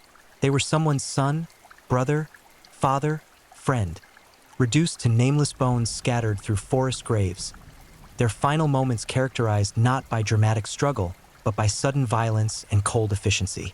The methods evolved slightly over time as English gained experience. He became more adept at reading people, identifying those whose desperation made them especially pliable. He refined his pretexts for luring victims, developing narratives that seemed increasingly plausible and legitimate. He improved his cleanup procedures, becoming more thorough in eliminating traces of violence from the killing sites. This ongoing refinement demonstrated that English approached murder not as a passionate crime but as a craft to be perfected through practice.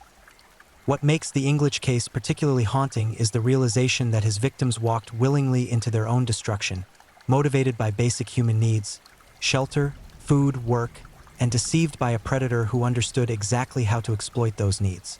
In their final moments, as English's hammer descended or his blade struck, did they realize the betrayal? Did they understand that the helping hand offered had been a trap all along? These questions have no answers, buried with the victims in unmarked graves, leaving only the cold facts of their murders to testify to their existence. Even the most carefully constructed criminal enterprise contains inherent vulnerabilities, points of weakness where the structure begins to crack under accumulated weight. For Joseph English, operating with seeming impunity through the chaos of post-war Bavaria, that vulnerability emerged not from sophisticated police work but from the simple mathematics of sustained predation. Every murder added another potential point of discovery, another grave that might be stumbled upon, another stolen item that might be recognized, another absence that might finally spark curiosity. By 1949, after 3 years of systematic killing, those accumulated risks were approaching critical mass. The first crack in English's carefully maintained facade appeared in autumn of 1949, though he remained unaware of its significance. A farmer clearing forest land for expansion encountered disturbed soil that, upon investigation, revealed human remains. The discovery initially generated minimal alarm. Post-war Bavaria was littered with bodies, victims of combat, bombing raids, summary executions, and exposure. Unmarked graves were tragic but not uncommon. However, this particular farmer possessed a more suspicious nature than most. The location of the grave, its deliberate construction, and the condition of the remains suggested this wasn't a wartime casualty but something more recent and more sinister.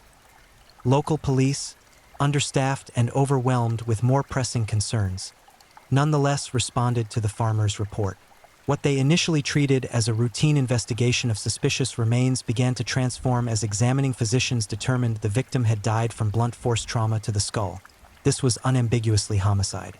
The clothing fragments recovered from the grave, though partially decomposed, were consistent with refugee or itinerant laborer attire from the post-war period.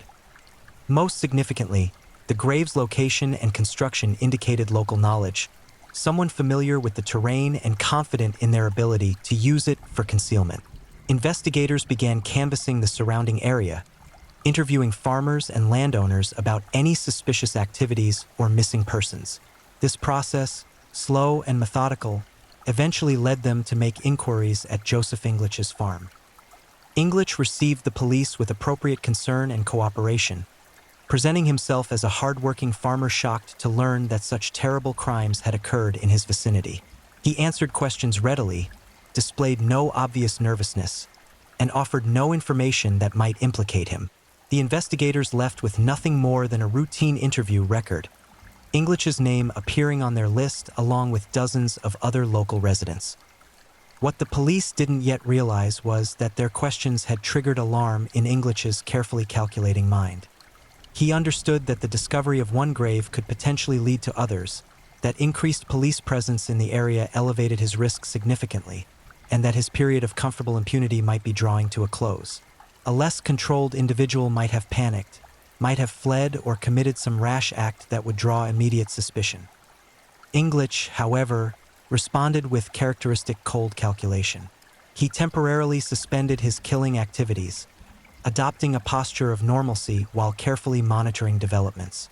The investigation, hampered by limited resources and the complexity of identifying decades-old remains in a period when record-keeping had broken down, progressed slowly through the winter of 1949 to 1950. However, police persistence eventually yielded results. A second grave was discovered, then a third, all within a relatively concentrated area of forest. The pattern suggested a single perpetrator operating from a consistent base of operations. Investigators began constructing geographical profiles, mapping the grave locations and identifying properties from which a killer could have realistically transported bodies to these burial sites. English's farm increasingly appeared at the center of these geographical calculations. Its proximity to multiple grave sites, combined with its location along routes frequently traveled by refugees and itinerant laborers, made it a location of interest. Police returned for a more thorough interview in early March 1950, this time asking more pointed questions about Englich's interactions with travelers, whether he had employed anyone recently, whether he had observed any suspicious activities. English maintained his cooperative facade, but investigators noted subtle inconsistencies in his responses. Minor contradictions about dates, vague answers about specific individuals he claimed to have helped, an inability to provide corroborating witnesses for certain statements. These inconsistencies, while not conclusive evidence, elevated suspicions sufficiently to warrant more intensive investigation. Police requested permission to search English's property. He agreed, calculating that refusal would appear more suspicious than whatever they might discover in a cursory examination. The initial search of English's property yielded no immediate breakthroughs. The killing sites had been thoroughly cleaned after each murder, and English had been careful not to retain obvious evidence. However, investigators noticed disturbed soil in several locations on the property, areas where the ground appeared to have been recently excavated and filled. When questioned about these disturbances, English offered plausible explanations: agricultural work, repairs to drainage systems, disposal of animal carcasses. The explanations were reasonable but not entirely convincing. What ultimately compromised English was his accumulated collection of stolen property. Despite his caution in displaying these items publicly, his farmhouse contained a cache of belongings that no simple farmer could have legitimately acquired. Multiple watches, various items of good quality clothing in sizes that didn't fit English, personal effects like combs and shaving kits, and small religious items that people carried as keepsakes. When investigators discovered this cache during a more thorough search authorized by increasingly suspicious local authorities, the nature of the collection, diverse, personal, clearly belonging to multiple different individuals, became impossible to explain away with any plausible innocent narrative. Confronted with the evidence, English initially attempted to maintain his denials, crafting elaborate stories about trading and purchasing these items through legitimate channels. However, as investigators continued pressing, cross-referencing the recovered items with descriptions provided by families searching for missing relatives, and presenting English with the growing weight of circumstantial evidence, his carefully constructed facade began to crumble. The cold pragmatist who had approached murder with such methodical calculation faced a reality he had always known was possible but had managed to defer through years of careful operation: discovery, arrest, accountability. The confession, when it finally came in April 1950, was characteristically devoid of emotional content. English didn't express remorse or attempt to rationalize his actions through claims of psychological disturbance or wartime trauma. Instead, he provided investigators with a clinical account of his crimes, describing murders with the same detached tone one might use when recounting agricultural procedures. He led police to grave sites, pointing out burial locations with casual precision. He explained his selection criteria for victims, his methods of luring them to his property, his techniques for killing and disposal. The confession was comprehensive, methodical, and utterly chilling in its demonstration of sustained, calculated predation. As investigators exhumed graves under English's direction, the full scope of his crimes became horrifically apparent. The final body count would never be definitively established because English himself had not maintained precise records. Victims had been merely problems solved, not individuals significant enough to document. However, authorities eventually confirmed at least 26 murders, with strong evidence suggesting the actual number was higher, possibly reaching into the mid-30s. Each grave revealed skeletal remains bearing evidence of violent trauma: fractured skulls, severed vertebrae, bones bearing the marks of edged weapons. The victims, to the extent they could be identified through clothing remnants, personal effects, or physical characteristics, confirmed English's targeting pattern. Refugees, displaced persons, itinerant laborers, former prisoners of war. People society had already rendered invisible, whose disappearance generated no alarm, whose deaths went unnoticed until a methodical killer's burial ground was finally excavated. Some families, searching desperately for missing relatives, were finally able to achieve closure. though that closure came with the devastating knowledge of how and why their loved ones had died. Many victims were never identified, their names lost, their stories erased, buried as anonymous bones in Bavarian soil. The arrest and confession of Joseph English sent tremors through post-war German society, forcing a collective confrontation with the realization that the horrors of the Nazi period hadn't extinguished human capacity for evil, but had perhaps simply provided cover for other forms of predation to flourish unchecked.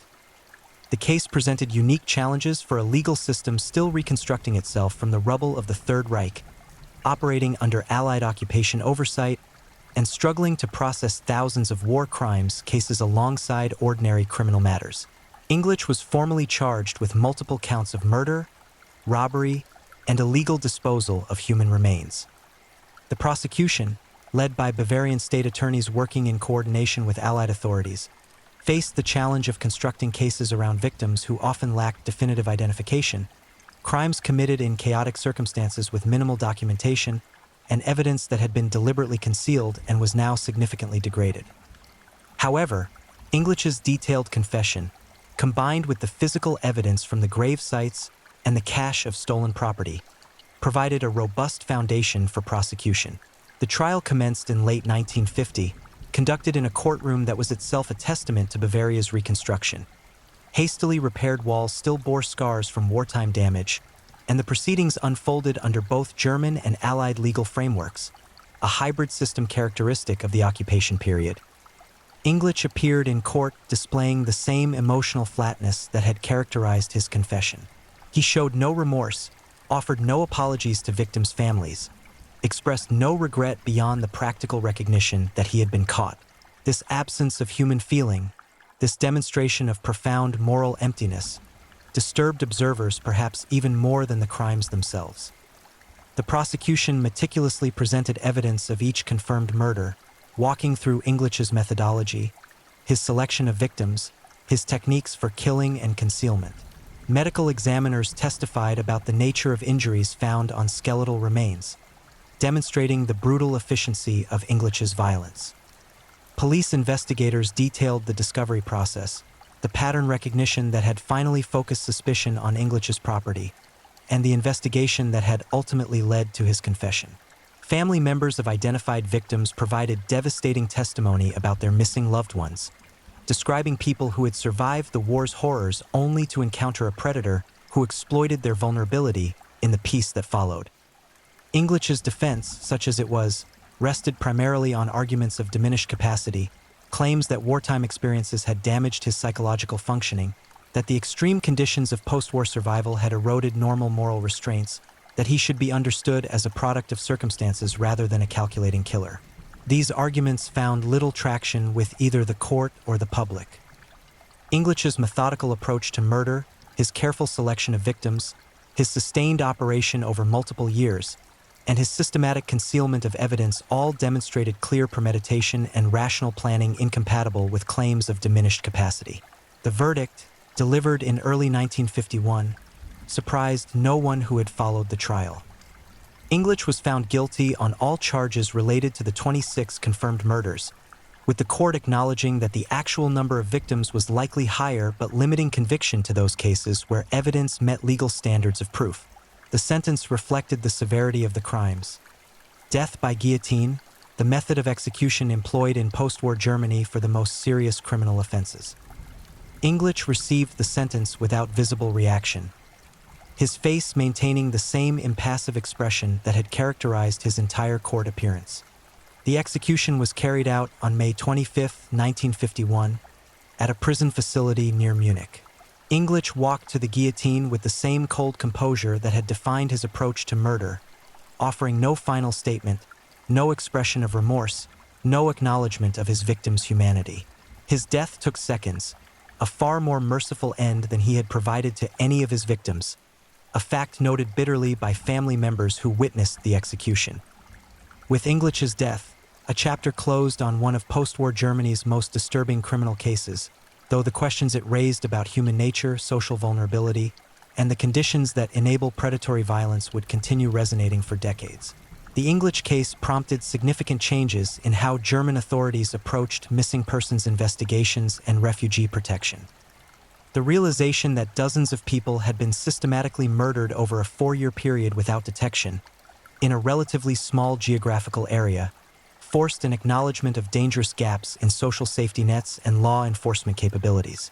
New protocols were established for tracking displaced persons, maintaining more comprehensive records of refugee movements, and coordinating investigations across jurisdictional boundaries. These reforms came too late for English's victims, but potentially prevented similar predatory operations from achieving comparable success. The psychological profile of Joseph English fascinated criminologists and would later be studied as an example of a particular type of criminal psychopathology. The instrumental killer, motivated not by sadistic pleasure but by material gain, characterized by profound empathy deficits that enable them to view other humans as merely resources to be exploited. English demonstrated none of the grandiosity, sadism, or sexual motivation that characterized many serial killers who would later gain notoriety. He was, in many ways, the most disturbing type of murderer, utterly ordinary in appearance and manner, indistinguishable from thousands of other rural German farmers, yet capable of sustained, methodical killing without apparent psychological cost. The victims' families, those who could be located and informed, faced the impossible task of processing grief that had been frozen in uncertainty for years. Some had never stopped searching, clinging to hope that their missing relatives were alive somewhere in the chaos of post-war displacement. The confirmation of death, the knowledge of how and why their loved ones had died, provided a form of closure, but one that came wrapped in horror. Memorial services were held throughout 1951 and 1952 as families claimed remains, buried their dead properly, and attempted to find meaning in losses that had been both senseless and preventable. The burial sites themselves became subjects of controversy. Some families wanted the locations preserved as memorial sites, places where the victims could be remembered and the crimes acknowledged. Others argued for complete restoration of the forested areas, erasing all traces of English's depredations and allowing nature to reclaim the land he had desecrated. Ultimately, a compromise was reached.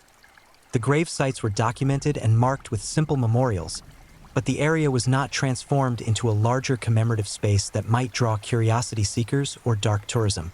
The English case also raised uncomfortable questions about collective responsibility and social indifference. How had so many people vanished without prompting investigation? How had their disappearance been normalized to the point of invisibility? The answers lay partly in the extraordinary chaos of the post-war period, but also in something more troubling, a social calculus that valued some lives less than others, that viewed refugees and displaced persons as less deserving of protection, less entitled to justice, less significant in their absence.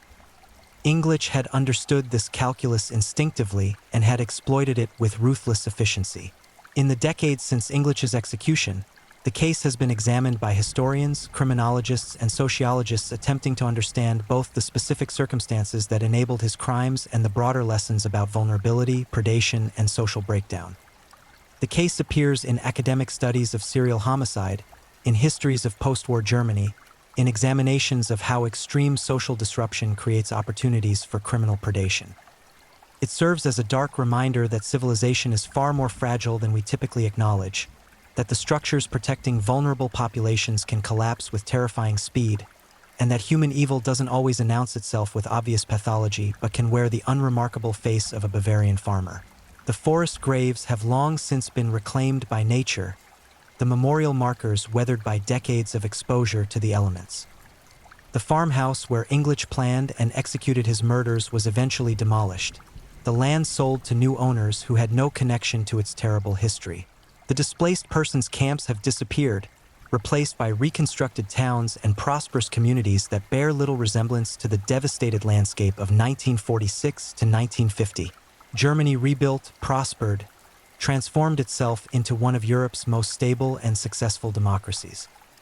But beneath that reconstruction, buried in historical records and fading memories, the story of Joseph English and his victims remains, a testament to what humans are capable of when opportunity, moral vacancy, and social chaos converge.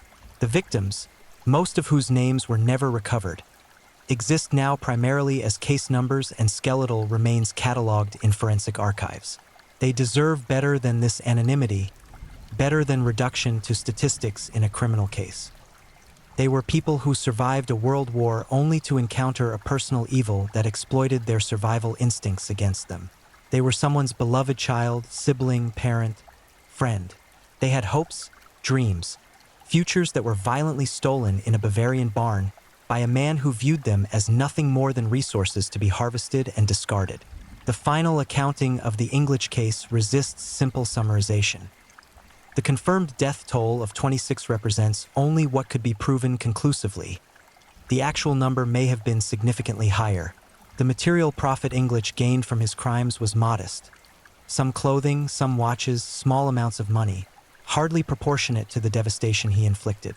The psychological damage to survivors, family members, and the broader community cannot be quantified. The erosion of social trust, the reinforcement of xenophobia and suspicion toward outsiders and refugees, the demonstration that supposed helpers could be murderers. These intangible consequences rippled outward far beyond the immediate victims. Joseph English remains, decades after his execution, a figure who challenges comfortable assumptions about human nature, about the visibility of evil, about the reliability of social institutions meant to protect the vulnerable. He demonstrated that monsters need not be extraordinary. They can be thoroughly ordinary, indistinguishable from their neighbors, capable of maintaining normal social facades while systematically committing atrocities. He proved that the most dangerous predators are often those who understand vulnerability intimately and exploit it methodically rather than impulsively. The story that began with desperate people seeking basic shelter and assistance in the ruins of post-war Bavaria ended with shallow graves, stolen trinkets, and a body count that continues to haunt historical memory. It stands as one of Germany's most disturbing criminal cases, not because of exotic pathology or unprecedented brutality, but because of its cold calculation, its sustained duration, and its exploitation of social chaos and human vulnerability.